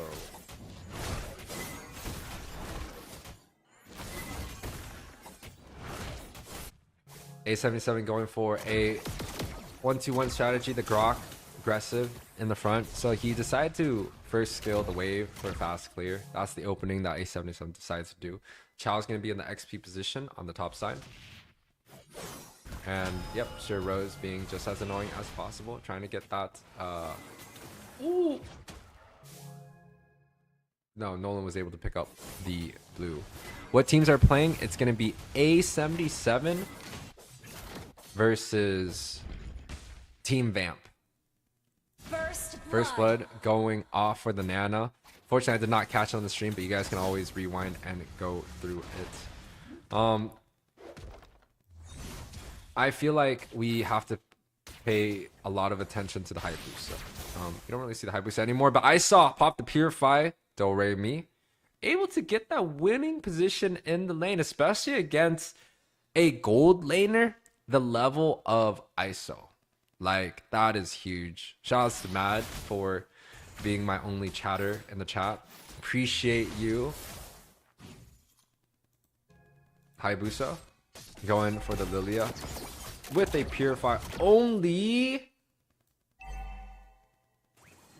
The Lilia was able to pop the Purify and live, but at the cost of some PTSD. And Nasa on the top side, the flicker coming out from Yurishi does not connect onto that kill. They're gonna get a strong push onto the top side. It's gonna be a 3-man push, right? Rose is gonna get some gold. Nope, he doesn't. He decides not to do it. Mar and Yurishi is gonna be quite rich now. Take a look at some of the gold on the table. 500 difference between the mages and almost a 400 difference for the XP. And this is what the Grok does. Forces Retri here. Does got the retribution off. Rose chunked a little bit, but I don't think the Nolan can continue chasing. We gotta watch the Hayabusa though. The Hayabusa is one of those heroes where he's just kind of looking to gank around every single time. Chao Way of the Dragon does hit, kills Nolan. Nolan is gonna be off the board. That's gonna be a free turtle and a fade away from the Furry. Nana able to get that kill and a little bit of a style point. Ooh, and ISO. Doremi's gonna die. Oh, the shield! Huge plays and tactics coming out from Doremi, popping the spells once again there. If ISO took like Flicker, he should be able to do quite well there, but he took Purify to deal with the CC coming out from the Minnow and the Ruby, which I do think is correct. But in terms of laning, right, if he had an aggressive spell like Flicker, he might have been able to win that 50-50. But so far, it does seem like both gold laners are doing quite well. Top side, Hayabusa showed himself on the top. The gank is not going to go through. Seems like they're going to choose to disengage. Grok, lots of vision onto the bot side. Minnow's also there to defend, but Minnow's caught quite low. And now the Nolan potentially going to use this Retribution. Yep, Retribution did use. Hayabusa is going to be on the blue, so P-Dot is going to have a great time. Pops the Retribution, looking to hit that ultimate. Does get knocked up here, and he has to back off the Flicker and the knockup coming through. The punish coming out from Team Vamp. Just quite well, but on the other side of the map, Rose was able to take a 1 versus 2 with ISO, and now they're gonna farm the gold tower. They've gotten the whole entire gold plate on the top side, and now they're getting the whole entire gold plate on the boss side. You can see the gold gap is just gonna widen now, and I'm not gonna, you know, I'm gonna predict it's gonna be like a 3-4k lead at 4 minutes. And if they're going like 1k lead per minute, it's gonna be way too much to handle for any team, right? When we get to that 10k lead at 10 minutes, typically the game is gonna end on that Lord. So gonna be the same thing. Chow able to grab up a kill on the Lilia. He's building pure damage. So if the Lilia does not have Purify or does not choose to pop the Purify, is just gonna get one hit. Like one hit for sure. Doremi does choose to use the ultimate. He is still 0-1. If he shows himself right here, watch. Hayabusa gank right after the turtle. Doremi dies. Let's give it a countdown. 20, 19, 18.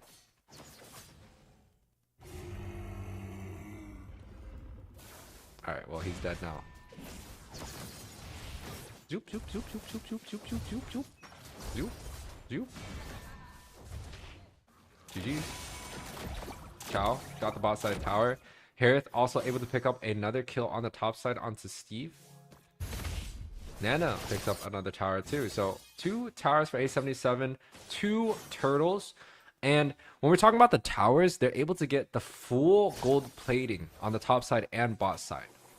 So gold lead is just going to be immense, right? You can see a 1.5k gap between the Harith and the Exia. In terms of the jungler is actually quite even. The Nana also has about a 1k difference, and XP also has a 1.5k difference. So huge advantage for this team. CC coming out, Rose chunked pretty low. The CC does come out from the Nana. Good team fight coming out from A77, kiting the opponents, and you can see Rishi in a pretty good position. ISO able to pick up the Ruby, and Hayabusa ult coming through, picking up the Lilia once again. So the thing about the Lilia and the Hayabusa, the matchup is kind of bad. A lot of the mage matchup against Hayabusa is just really awful. Mage and marksman, right? If the Hayabusa is just slightly fed and they get onto you, it's essentially over, especially without flicker. And if you have Purify, you're just going to get camped over and over and over. Bot side, Yurishi able to take out that bottom tower, looking to get onto the mid side. This is the A77 group strategy at 5 minutes, or this is 7 minutes in. They just go extremely aggressive. They are willing to sacrifice lanes and waves on the side. You can look at top, but they definitely just like to group up and try to go for a team fight here. It's a little bit late that they did it. I wasn't really paying attention at 5 minutes to see if they usually do the A77 5-minute group strat, but definitely dominating. 10-1 is going to be the scoreboard. Reminds me of the BTK match. We're looking at almost a 10k lead, 7 minutes in. Smiling, shout outs to you. Thanks for joining the stream. And almost a 10k lead at 8 minutes is really ridiculous. Like, this is essentially one of the highest leads that we've had in this tournament. A small TikTok play coming out from Yurishi gets that Way of the Dragon off onto the Minotaur. It's a free pick. And Rose getting a double man knockup on the with the flicker. Does end up falling there, but ISO chunk low does get picked off by Lilia. That's a lot of gold going back in the favor of Vamp, but I don't think that's going to be enough. Look at Hayabusa. Does shadow in, pops the black shoes, opting to go out. Does not have the ultimate available there. And Team Vamp able to defend temporarily here. Beef leaves Mark QT in the dust, but the Furry, fast enough, is going to be able to clear the waves and get away safely. Lord is up though, so A77 now is looking to set up properly, especially with all their members available. They got the top cut already on Yurishi, and I do think, you know, Yurishi is going to try and look around and try and pressure the top side, and if he can see maybe like a few members, like right here, he sees all 3-4, that's going to be an objective for the side of A77. And yeah, see, they're just holding Vamp inside the base. That's gonna be hard to defend against, and yeah, Team Vamp struggling a little bit.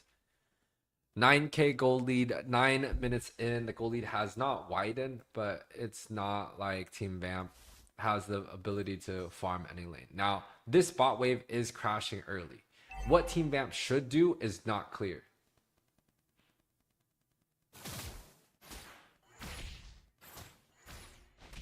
Not clear, let the waves hit. Because right here, watch. Yurishi is going to clear this wave. That bot wave is going to hit perfectly. And it doesn't seem like A77 care enough to sink all 3 waves. They're content with just 2, and the ultimate flicker coming out from that Minotaur, and the damage. They're able to get ISO and a double kill coming out from the side of Team Vamp. Coming through here. Do Re Mi clutched it with his missile barrage there and able to take out 2 of the members of A77. They should be able to defend this quite well. I'm not sure if A77 has the heart to be able to get all the outer towers, definitely the top and the mid side. Bot might be a little bit harder, especially on a 4 versus 5. I'm Fended coming out, gets Nana onto his morph. The flicker also coming through by Naba and does get picked off by the flicker. Good bait coming out from Marcuti, and Purify coming out from Fire, along with the wild charge. Lilia looking to try and get this last kill. I don't know if he's gonna be able to get it. Rose actually has some quite, yeah, he's got some slick moves. A little cha-cha right there. Gets out in time. 15-5 is the overall scoreboard.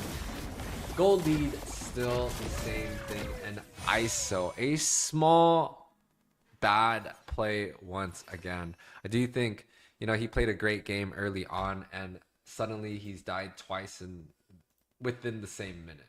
So definitely slowed down. It seems like A77, they didn't get the team fight that they were looking for. The I'm Fended just a little bit too good.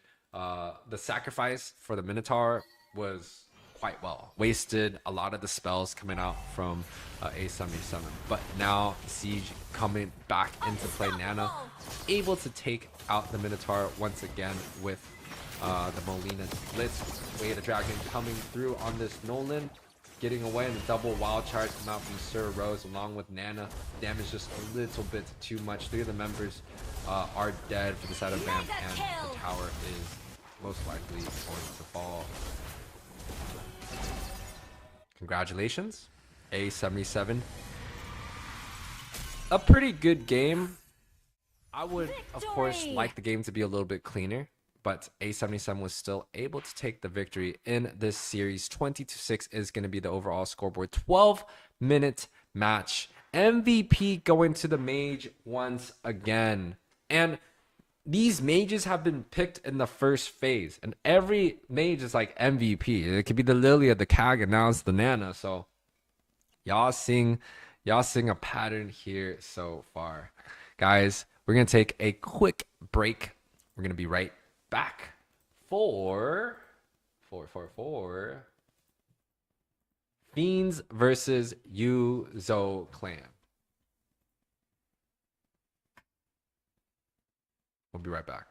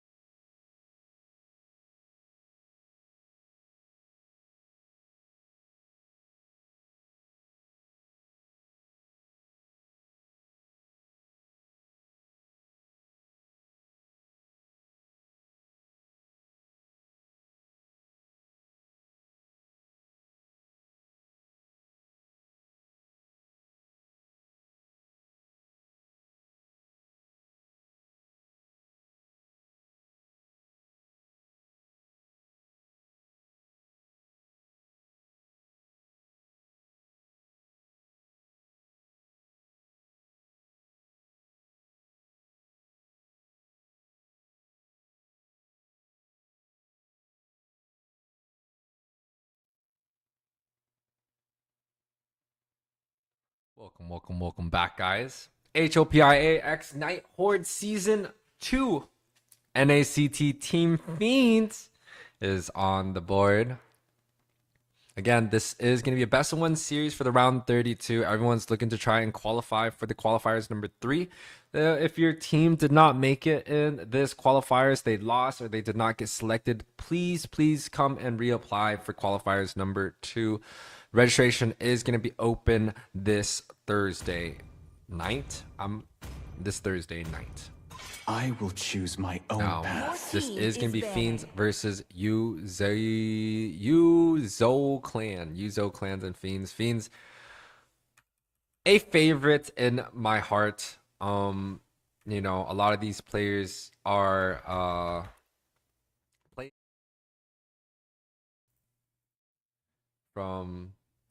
from all the way back. So pretty happy to see how they've been and where they've gone, and they actually made it into NACT, which is quite amazing here. Avery, Pro, Destroyer, Kohari, Magic, and Churro. These are all players that I'm quite familiar. Kohari, a pretty big multi-role. I know Avery's also a multi-role. Churro is probably going to be the mid laner.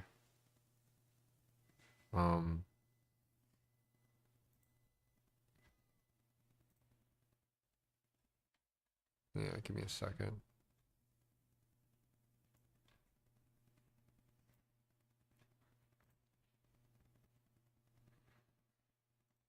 But yes, a lot of these familiar faces. Something that I'm interested in is a potential Fanny, but I'm not sure if people like the Fanny these days. But small introduction to the other team, Yuzo Clan. Miho, Savage, Kobo, L, and Jan. Not really too familiar with this team, but nonetheless, they are going to be playing against I want to say the Dark Knights of NACT. Like, I don't think anyone thought that Fiends was a good squad. But they showed up and they made it into the top 16s. They made it both in the top 16s and was able to have victories enough where they made it to top 8. They weren't even last seed. Legacy was the last one. So quite a huge accomplishment for these kiddos. Pretty happy to see what's going to happen. Arlot does get taken out the board. I like that. Arlot's so annoying. Always on the way. Another flex pick that I'm thinking that's going to be taken off is going to be the Guinevere. But I'm not sure if that's something that they want to focus. Ruby does get taken off the board, which I do think might be a mistake for the side of red, depending on what Fiends wants to pick.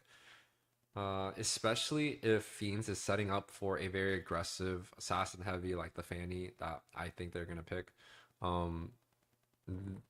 The side of Yuzo Clan really has to figure out how to deal with it, whether it's CC Gaze upon the edge of the void. Suppression.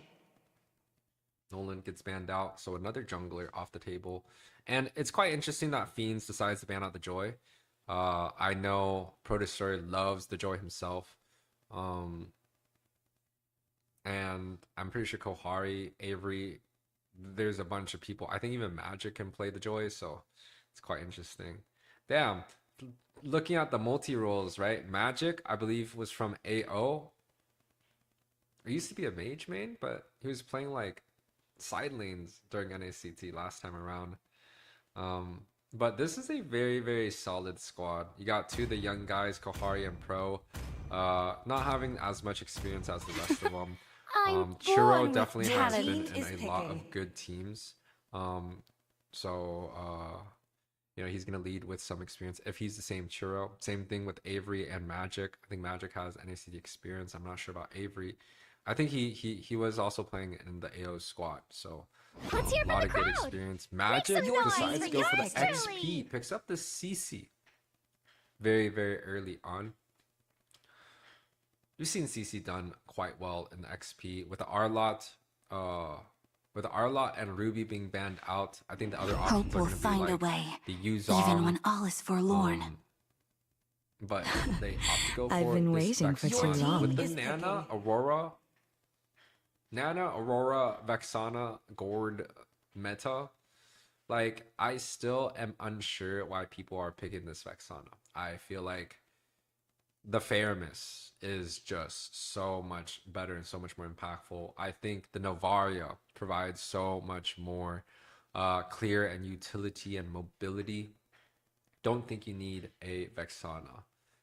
And the carry, we've pretty much seen the carry almost every single game, whether it's pick or ban. So definitely now we know that the carry is one of the best heroes in Mobile Legends so far as a meta, especially in the gold lane. Pain is the proof that I'm still alive. Not thinking too much. Loxay, Brody, and an Angela. This Brody is interesting. We haven't seen the Brody being picked up in this tournament that much. I think it was only picked up once at most, if not none at all. Brody is definitely going to be bullying the carry early on.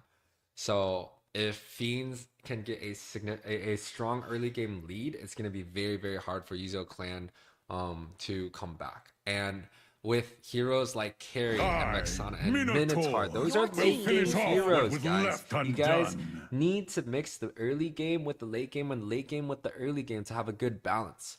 Fiends, Angela, one of the strongest level 1, level 2 roamers in the game, especially compared to like a Minotaur, where if you look at the kit that Minotaur has at level 1 and level 2, he's got a heal off of a 14, 15 second, 18 second cooldown, and he's got a first skill that doesn't jump that far, puts himself in danger, has no ability to come back. Versus Angela can stack 5 heals and also slow you down and stun you with the second skill once he gets up to level 2.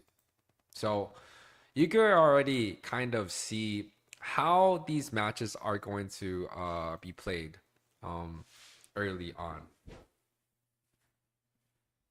Hello, Yue. Sir, what's up, Forever Ghost? what's your command? Welcome. Your team is banning. CD Boots on Minnow versus Chow and Nana is absolutely absurd. I didn't cure the Nana last game, team the is range banning. was quite good. I'm not gonna lie, that was quite good.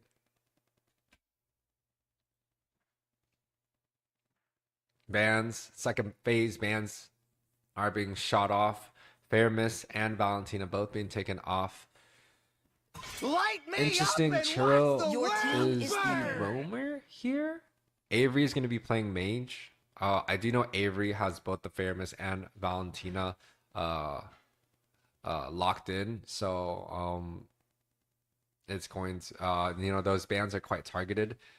Now I might not be a lightning man, but I do Am know saying my this right? trades. Fiends decides to ban out Fanny and Xborg. Boo. Boo. What is this, pro? What is this? Please don't pick tank, Avery. Like, heroes that I like Avery on is like the Eve and the Nova, but it seems like the Lilia has been quite popular these days. So I'm not going to be mad about the Lilia. I also like the Novaria, and I think the Eve might just be not so good anymore, even though the Eve can be good against the Chigreal. Little bit of a hover over some tanks. I don't think Avery's going to lock in the tank. I do think Fiends are lacking a little bit of magic damage, but Welcome to my castle. Your team Fiends is decides to banned. go for a triple tank. I don't know.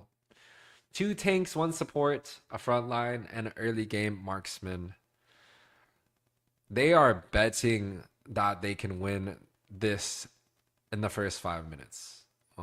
You're going to see a very fast rotation come out from Pro. He's going to be able to clear the jungle quite fast. Baratz also is going to have a lot of clear waves. So you're going to see a clash maybe before level 4, maybe around level 4, maybe at level 5, right? So we're definitely going to see a clash between both the junglers.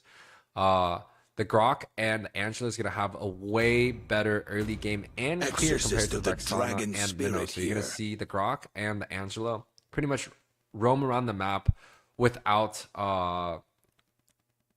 like any resistance going against the Minotaur and also the Vexana. The gold lane, Kohari should have a very clear advantage, especially with the mid and the roam of Fiends. Having that fast clear, Kohari should have a great time in his lane. Taking the Purify? I don't know. Kohari. CC versus Yuzong. Yuzong's gonna have the ability to hit the Angela and hit the Brody with the Black Dragon, but the Purify might be hard to deal with. And also the flickers. So I do want to see what Churro kind of emblem Churro's Bargain Hunter and Spire. Welcome to Mobile Legends. Want to take a look at 5 seconds till the enemy some of reaches the the emblems. battlefield. Fighter, Festival of Blood, Smash them. Support, Bargain Hunter, All Brave troops Smite. deployed. Brave Smite's interesting for me. Of course, Assassin, Master Assassins. Kohari is definitely looking to go deep the first like 3 minutes. The laning phase is gonna be quite hard, and he's gonna go extremely aggressive. Watch. Fast clear on Fiend. Oh my god, the clear from Exana's huge too. What? That's low-key crazy. So fast clear coming out from both mids. They're both going to be extremely active on the very first camp, which is going to spawn in just a little bit. Pro Destroyer right here. Looking to get onto the blue buff. A lot of damage already being put out. And definitely Fiends is going to have the sustain available here. Yeah, the Angela is just quite nice.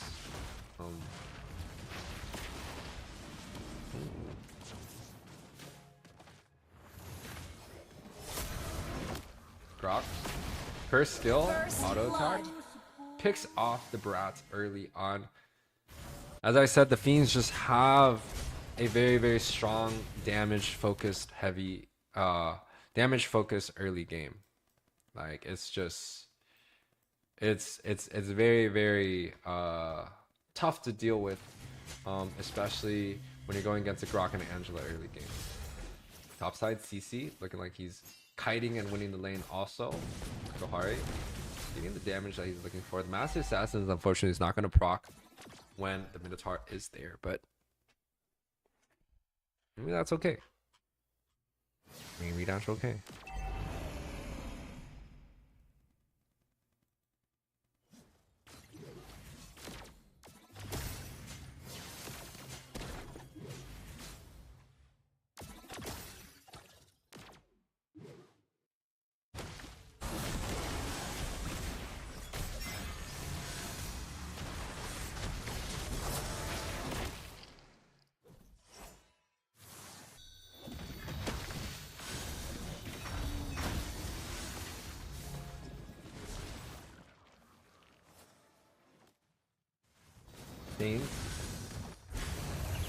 Got a kill right there with the Boxia, the roly-poly, able to take out the Brats. 0-2 on the dinosaur right now.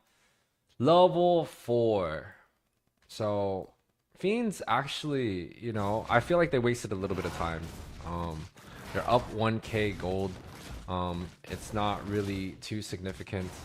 They were able to, I don't even know who got the turtle. Why does it not show who got the turtle? Maybe the Fiends got the turtle. Maybe it's Vexana got the turtle.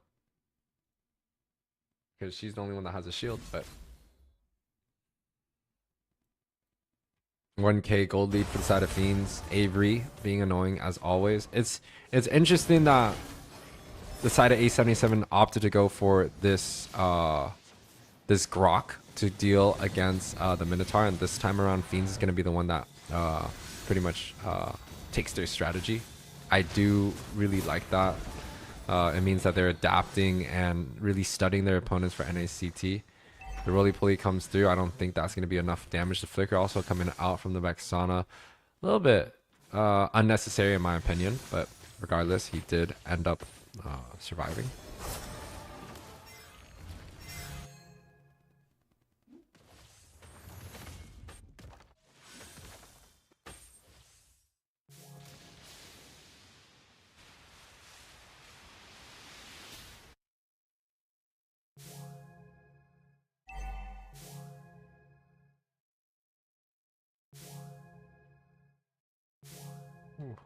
What happened to my screen?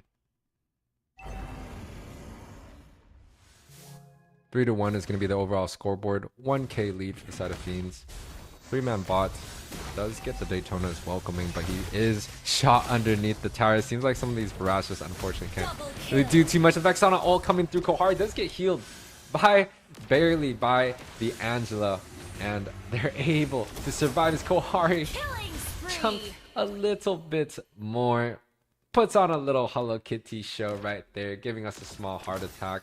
Fiends up 7-1 overall. 3K gold lead 5 minutes in. My honest opinion on this game is that Fiends was playing quite reactive there. It was a very bad situation. They were able to get out of it against a good team. They're not going to be able to do the same. It doesn't feel like they have 100% control of the momentum. Doesn't look extremely clean. Even though the kill score is clean, it just feels like a 3K lead 5 minutes in is, you know, okay. Pro Roly-Poly coming up, does not get the assist, but the snare coming out from the Angela is going to land.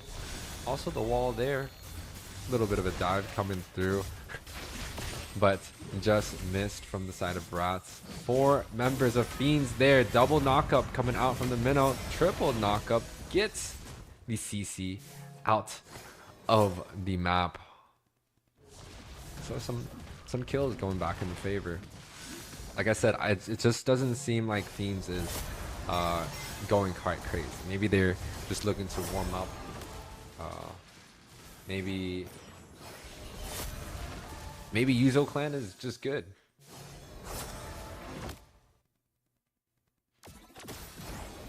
Oh my. The Vexana, I definitely underestimated the clear potential of Vexana. Are we looking to siege this mid? Good 2-man set, wild charge. Daytona's welcome. Hits the Barath, saves him. CC out doing some damage with that War Axe. Brody chunked low, survives. Fiends, all 5 members live. 2-for-0 trade for the youngsters out there. 10-2 is going to be the scoreboard. And it does seem like Fiends is slowly snowballing. I do want to see them siege a little bit more. So like right here, for example, I would like Kohari being protected just a slight bit. Able to get that top tower. 2-0-4 is the score. And he's opting to go back while Fiends does lord him. Magic once again does get picked off as the CC. A little unfortunate. Turtle coming through in the favor of Fiends. So take a look at some of the items as you see the fleeting time being built up by the Angela. Now this Angela build is quite interesting. I typically like to build cooldown, but a lot of the supports nowadays, and even I have to agree and admit that this build is good. The demon shoes into fleeting time is quite an interesting combination. But CC coming out along with the sustained Churro pops out, and Pro is going to be left there hanging. Does get chunked out and bursted out, but that's a lot of spells already being used up by the side of Yuzo clan. The wild charge does hit. Unfortunately, not enough damage coming out from Fiends. That's kind of, you know, the fault of going like Angela Grok mid. You're not gonna have a lot of damage. You're gonna have a lot of sustain. You're gonna have a lot of tankiness, but just not enough damage. On the other hand, though, Kohari going anti-heal, Master the Assassin, like this man is going to be doing a lot of damage. He is doing 7.4k, is going to be the goal. He has 3k above and does get completely shut down and bursted by the Vexana. Just talking about him, he gets shut down like that. RIP. Knockup coming through. Is CC going to die once again? CC does die. Churro? Wild charge coming through. Stun also being popped out. Doesn't feel like the CC coming out from the Barats is that long anymore. But 12-7 is the scoreboard. 10 minutes in. 2k gold lead for Fiends. Not very significant. And it seems like Yuzo clan is back in business.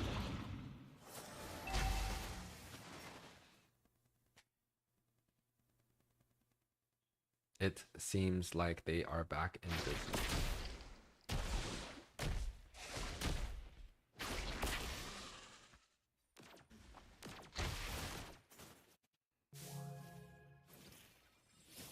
Lord.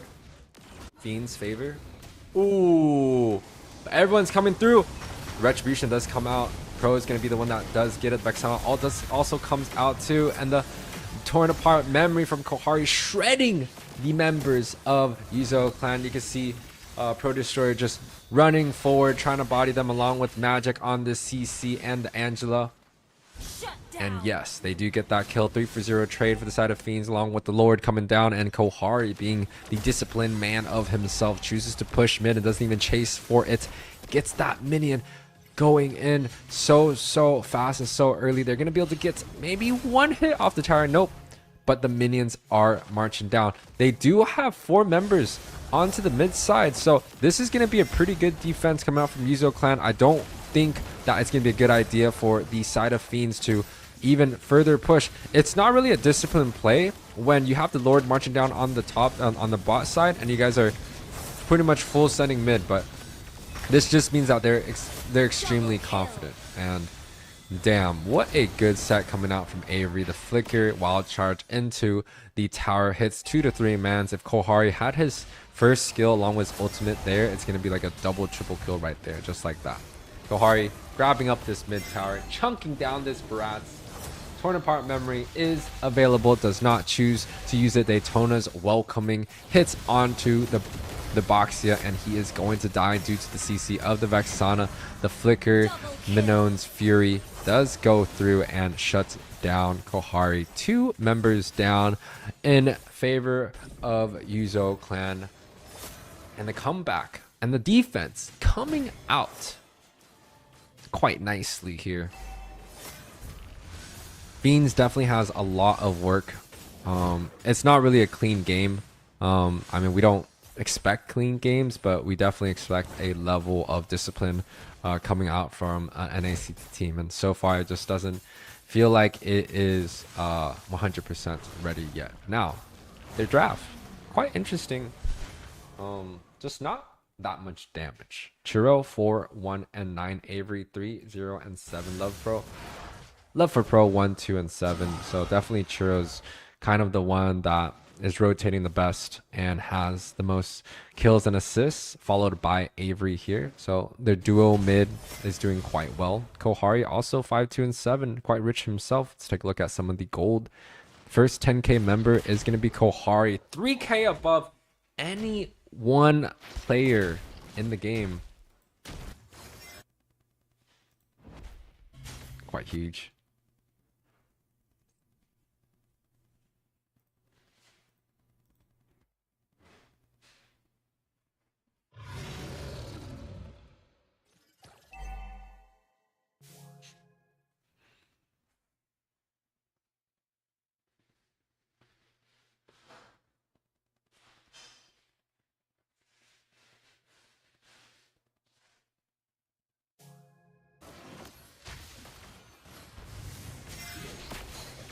The defense continues. Lord taken by Fiends.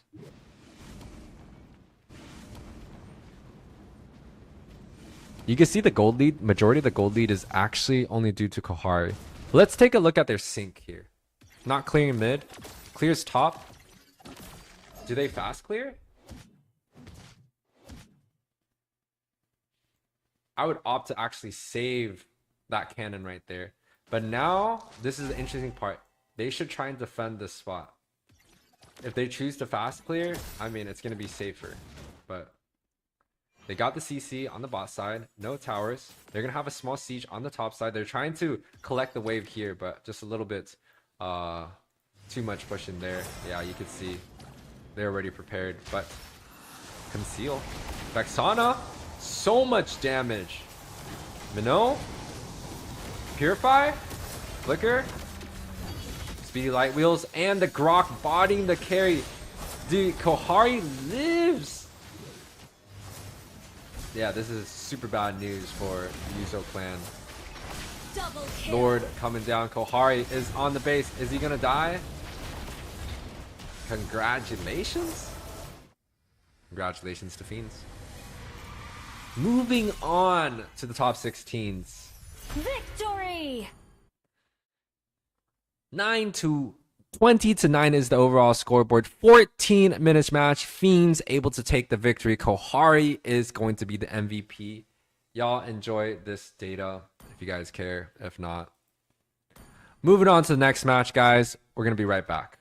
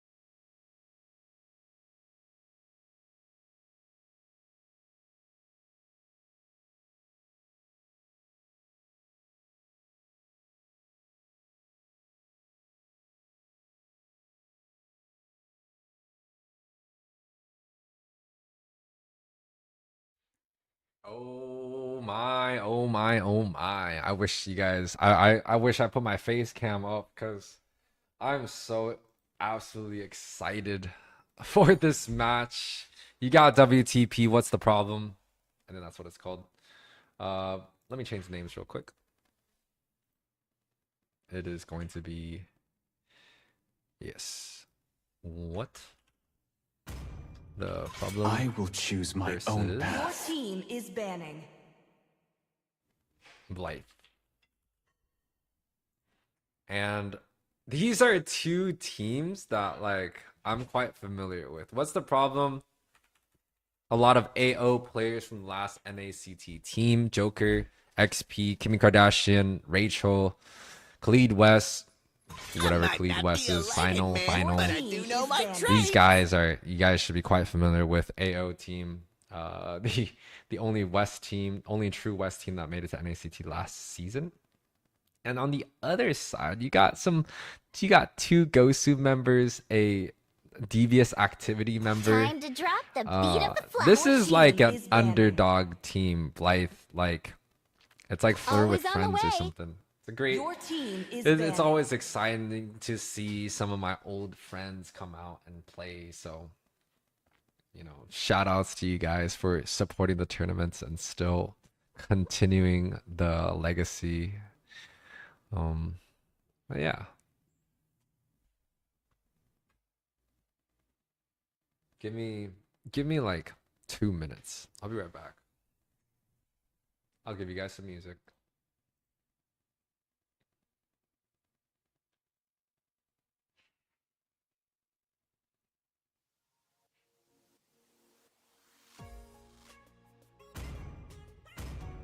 Hoot hoot! Horology is my craft. Your team Dicky is is my banning. name.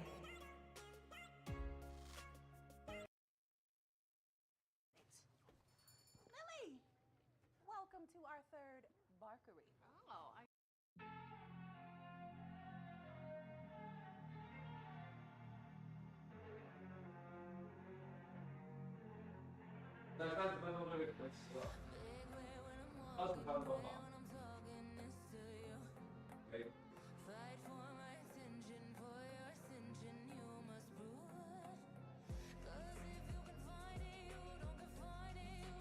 I, Minotaur, will Your finish team off is what was picking. left undone.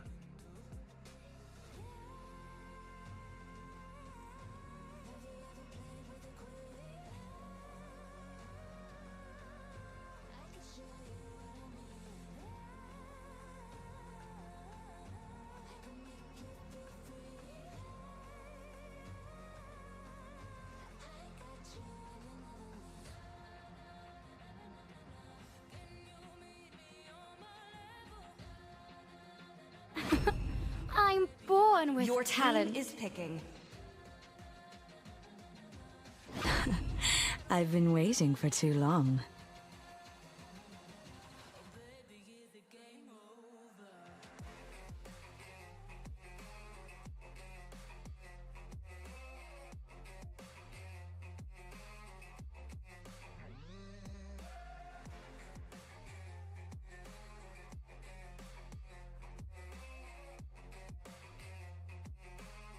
The hunt begins. Your team is picking.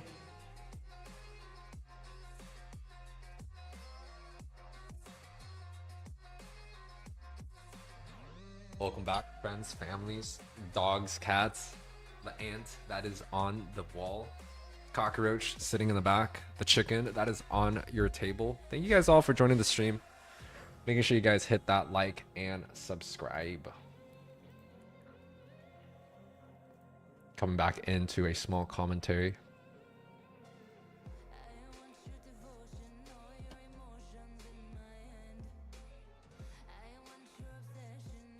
Light me up and watch the world burn!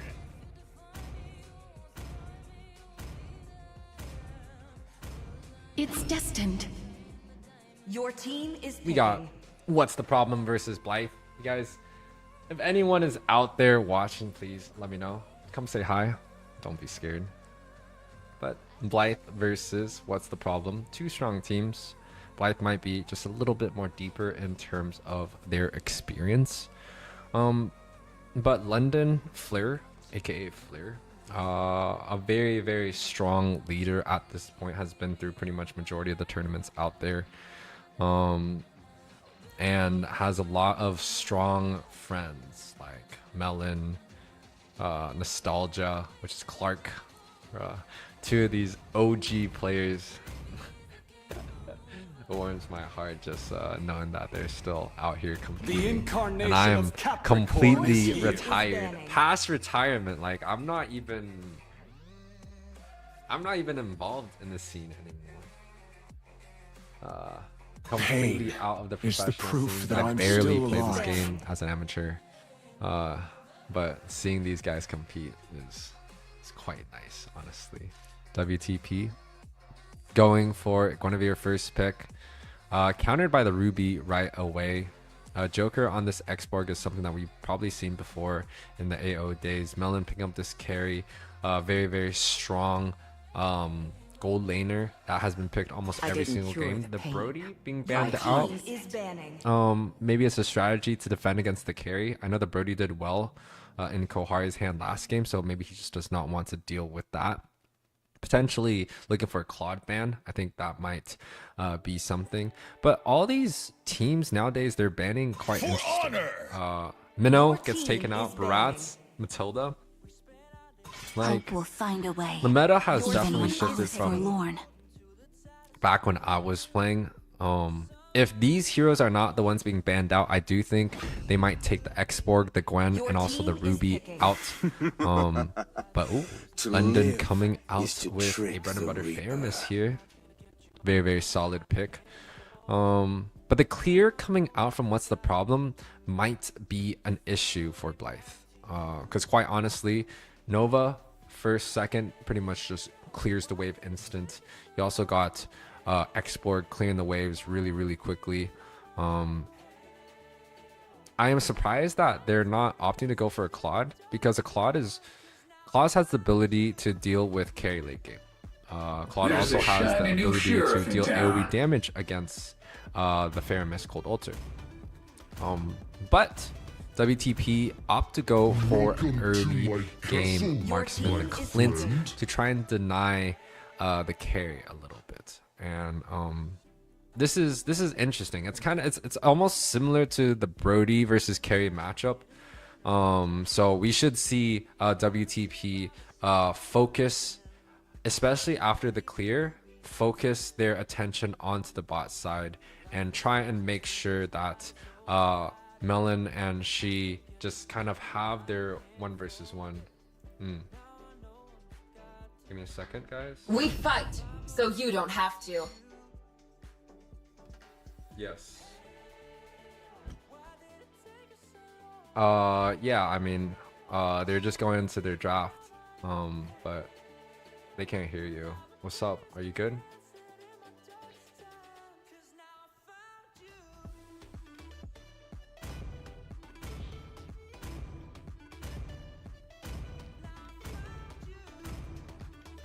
Yes.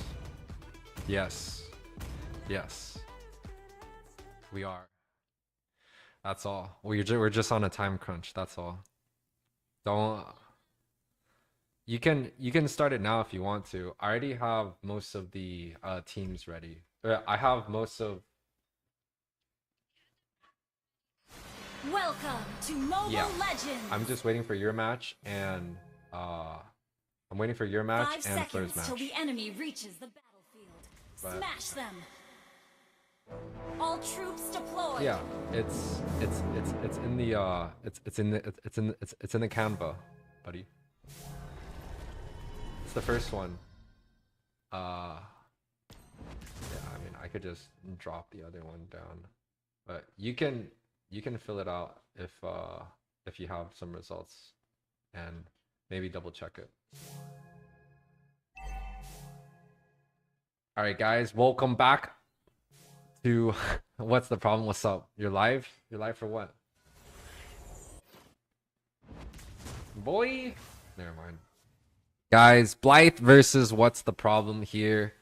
Blythe is going to be the team on the red. What's the problem is going to be the team on the right hand side. Both strong Westy teams here, so definitely looking to see how these teams play. You can see the clear speed coming out from Kimmy and Khalid West is quite tough to handle, right? And then you can also see the zoning power coming out from Nostalgia and Faramis. But now they're playing an Ube strategy. It's very, very interesting that Flare just loves to draft the Ube strategies, because that's something that, you know, I've been quite involved with for a very, very long time. And now, you know, they're implementing it so well. A Raph Faramis, which Raph we haven't really seen at all in this tournament. So now they're gonna leave Melon onto the bot side by himself. Shin, they're actually losing the trade against the carry quite a bit. 0-0 still on the board, but you do have Mr. Levi on the Martis. Quite cool. Does this XP rotation allow everyone to get level 4? So it seems like I'm Ruby did hit level 4. London is gonna hit level 4 in just a few seconds. The ultimate and the burst does come down. Nostalgia looking to see if he can steal the turtle. Unfortunately, it seems like What's the Problem is able to take care of that objective, and you know, just a little bit late on the side of Blythe here. But one thing that is, I mean, two things that's going in favor is one, What's the Problem able to get the turtle first, so they're still down in gold, but at least they got the neutral objective. But Shin here is just he is kind of winning the lane, but at the same time they're both going even, right? If you pick a Clint going up against a carry, you really want to secure that win right away, and it doesn't seem like that is the case so far. But again, both these players are quite the experience, quite the seasoned veteran. Arkev, ooh, the mechanics going out does negate the knockup coming through, and the Martis able to use the decimation and get that kill onto the bot side. And you can see Melon just free farming this gold, and yeah, the gold lead is gonna start to widen here. Almost 600 gold for the carry. That's a lot of trouble. And also the Marta's doing quite well, about a 300 gold above the enemy jump.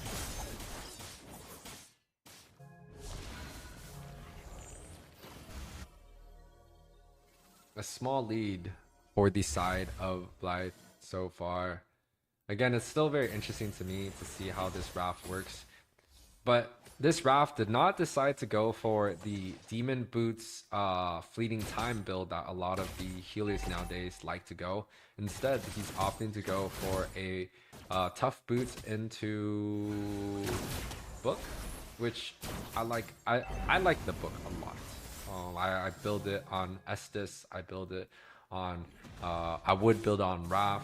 I know Matilda players like to build it nowadays. But this new, you know, demon shoes build is actually pretty good for a lot of the supports too. But lots of spells whiffed on the side of Blythe. You saw the I'm Offended get whiffed earlier. You also saw the Holy Baptism get whiffed earlier, and now unfortunately it seems like the side of Blythe, they're just getting picked off one by one. But Joker here caught really low. The flicker coming out from Ruby too. So just underestimating the opponents. What the Problem is able to just walk through this team fight. And for me, if you whiff two ultimates, you saw the I Am Offended and you saw the Holy Baptism coming out from the Wrath. You whiff those two, and you're still looking to somewhat like play around and contest the objectives. No, the enemy is gonna have that flicker wild charge, hits 2-man, gets the stun and the setup that is needed, and they're gonna clean the fight, and that's exactly what they did. Now, What the Problem has the gold in favor in their hands. 3-1's the scoreboard. 5 minutes in on the clock. A dead even. Anyone can win this game. Take a look at some of the items. Ruby got that War Axe early on. Faramis has 30% cooldown reduction, along with his emblem should be 35, so he's probably looking to get his last 10% using the lightning truncheon. Nostalgia is still building up to the book, and it's just about a few gold away. The flicker gets popped down there by Shin, and they're still looking to re-engage. The decimation does come out, runs out of the tower. Mr. Levi taking one for his team, and man, we gotta hit the cameras on Mr. Levi, bro. Look at that. Oh, back to the action. Seems like a disengage coming out from both teams. What the problem has to kind of set up for? They won their last team fight due to Nostalgia and Ruby missing their ultimates, right? If they can bait out I'm Offended or Cold Altar or Holy Baptism or a combination of two of those, they're gonna guarantee win their team fight. And also, if Guinevere gets a jump, then yes. But enemy has 3 Purifies on the board. Purifies typically is a very passive spell early on, and most of the time, you know, it's a get out of jail free card. Versus a Flicker has a very strong early game. So Flickers are good early game. Purifies are overpowered late game. Double knockup coming through. No Purify available. Ruby and the Raphael is going to be the one that gets stung. The 2-man I'm Offended along with the Flicker. You get the decimation reset coming off. Kev looking for his second decimation coming through. Does get that. Looking for Khalid for the third. This is engaged. 4-4 is going to be the overall scoreboard. Dead even for both teams. And look at this guy. Takes the blue buff for free. Looking to push onto this mid tower here for 3-man unit coming out from Team Blythe here. And even with a dead, like with a dead even scoreboard and gold, it seems like the control of Blythe in their macro, they're just making a slightly better decision. Why would I say they're making slightly better decisions? Melon able to take the blue buff, able to take the mid tower at the sacrifice of a top tower. And you ask anyone that, of course that mid tower is going to be worth it. Look at the gold. Gold's dead even. Score is dead even. But what the problem doesn't even have a mid tower, and that's going to be quite huge. That's going to be quite huge for the side of Blythe.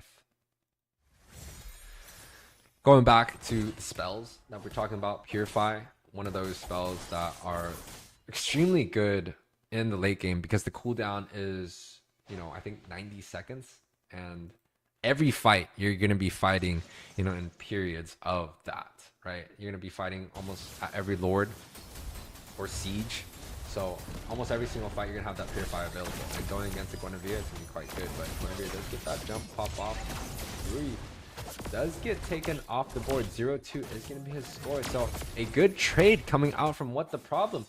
Yeah, they, you know, Blythe didn't even get that top tower push, and they're able to get this boss side, but a 3-man siege coming out and a 3-man wild charge coming out from Khalid West, able to take out the Faramis with a stun.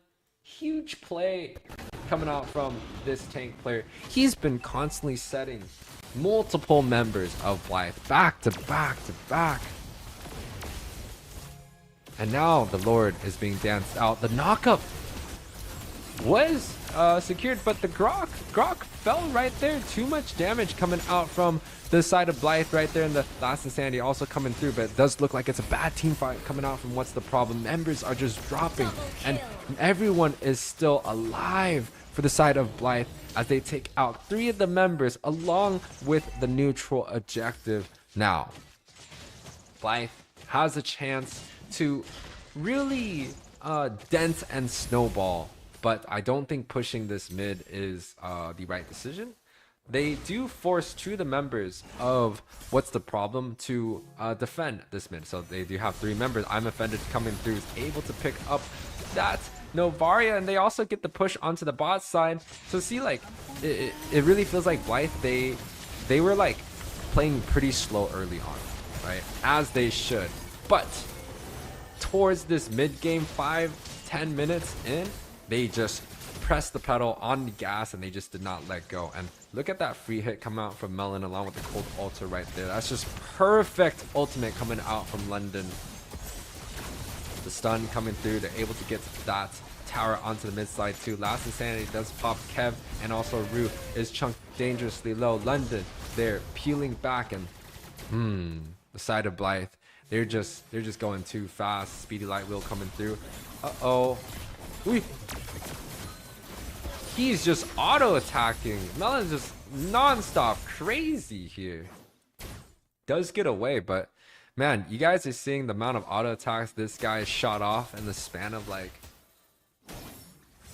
30 seconds. He's just attacking the Grok non-stop, and the switch's focus isn't even scared of the Guinevere. And I was surprised the Guinevere jump did not connect there. Might just be a visual bug, but I truly thought that it was going to connect. But let's take a look at some of the items. Raphael got the flask, got the book, looking to go for either a Thunderbolt or a Brute Force or Immortality. Faramis has his 40% cooldown build, probably looking to build Penetration or for the Holy Glowing Wand. Martis, standard, slightly tank. He could go full damage, but this is kind of like the more balanced build where you go the Hunter Strike to proc the ultimates and the movement speed along with the Brute Force to be able to catch up. And he's just kind of like a, he's like a last hit killer. Novaria, Pen Boots, Lightning, dealing tons of damage, tons of cooldown. Xborg, 2 movement speed items, Brute Force and War Axe, looking to go for Immortality into an Athena shield and possibly ending it with a Ice Queen one. Oh my gosh, my brain. So I'm gonna look at the gold carry, 10k gold above 2k of the highest member on what's the problem, and majority of the gold is in Melon's hand. The mages both have similar gold. XP quite similar gold too. Ooh, lots of damage being chunked out for final, and that is pretty much the go sign. Kanye West hits a 3-man ult right there along with a very good placement of that wall. The Lord, 50% health to conceal, does get popped. Nostalgia is getting zoned out of the way. Are they going to choose to drop Lord, and are they going to both look to team fight? Nostalgia chunked pretty low. Shin dealing tons of damage there, and the poke is coming through, but the sustain coming out from Blythe is going to be too much here. Watch. Right? The thing about the healer versus non-healers is that they can sustain, and the longer the team fight goes, the better the side of Blythe is as they take off one member looking to engage another time. All their members are full health. They're just gonna run it down. The carry, no one is gonna be able to stop him, and it gets another kill. That's 3 on the board for the side of Blythe. They should be putting all their members onto the mid lane tower and potentially put the Martis in the Lord position, but it seems like they're going to go for a double cut, although the top side and boss side does not get pushed out. Good, they're sending one of the members onto the Lord, and the rest should try and push out, but they don't really have a lot of minions. Melon has to be quite careful. He's already kind of low. I think they're going to opt to back off. Yep, opt to back off, maybe take all their buffs, take all their jungles, secure this Lord, and get a good sync wave. Now, what the problem do here in order for them to come back? Man, Yue, that's a great question.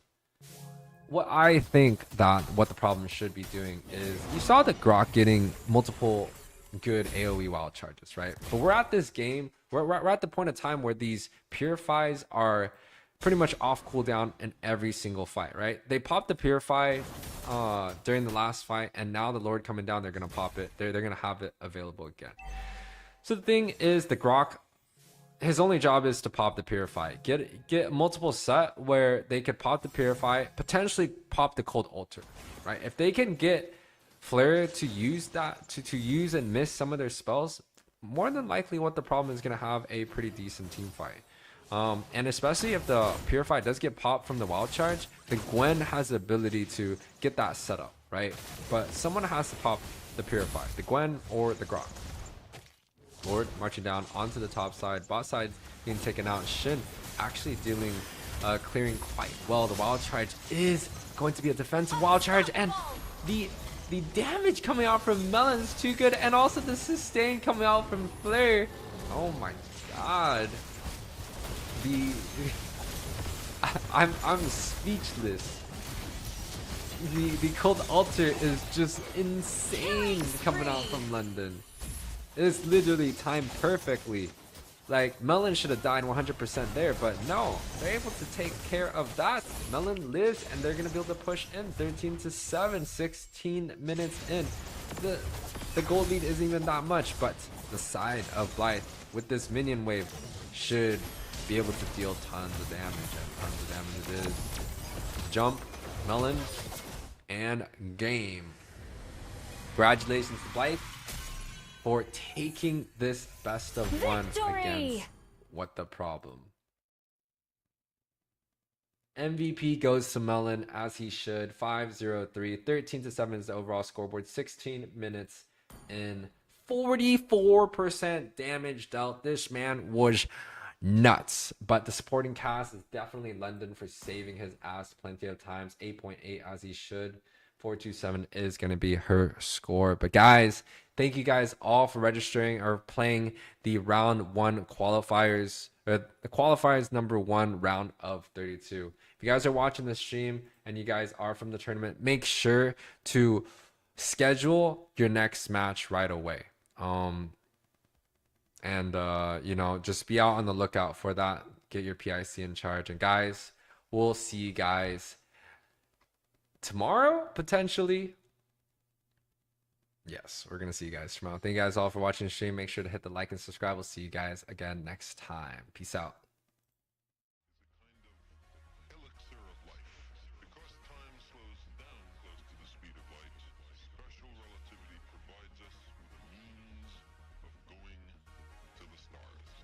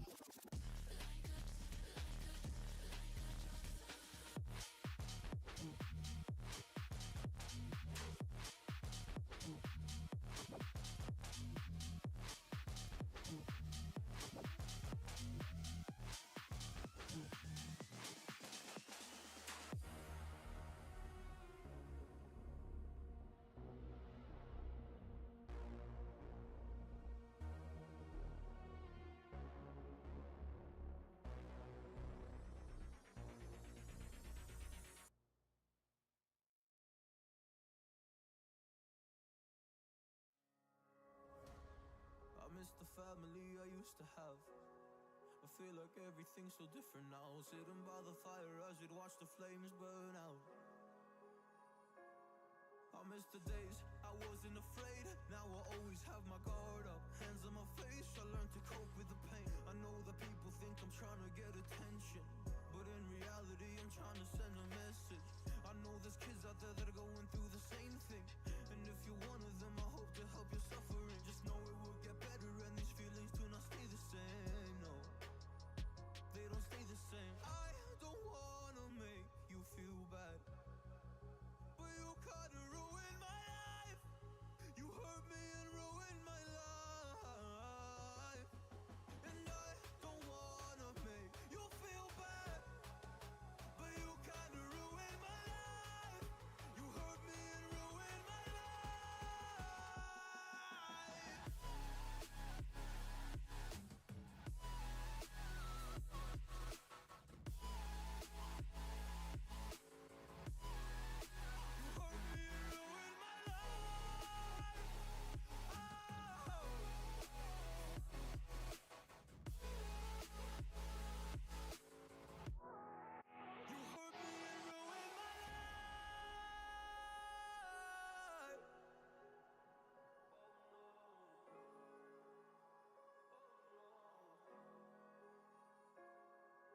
lost a couple friends on my way up.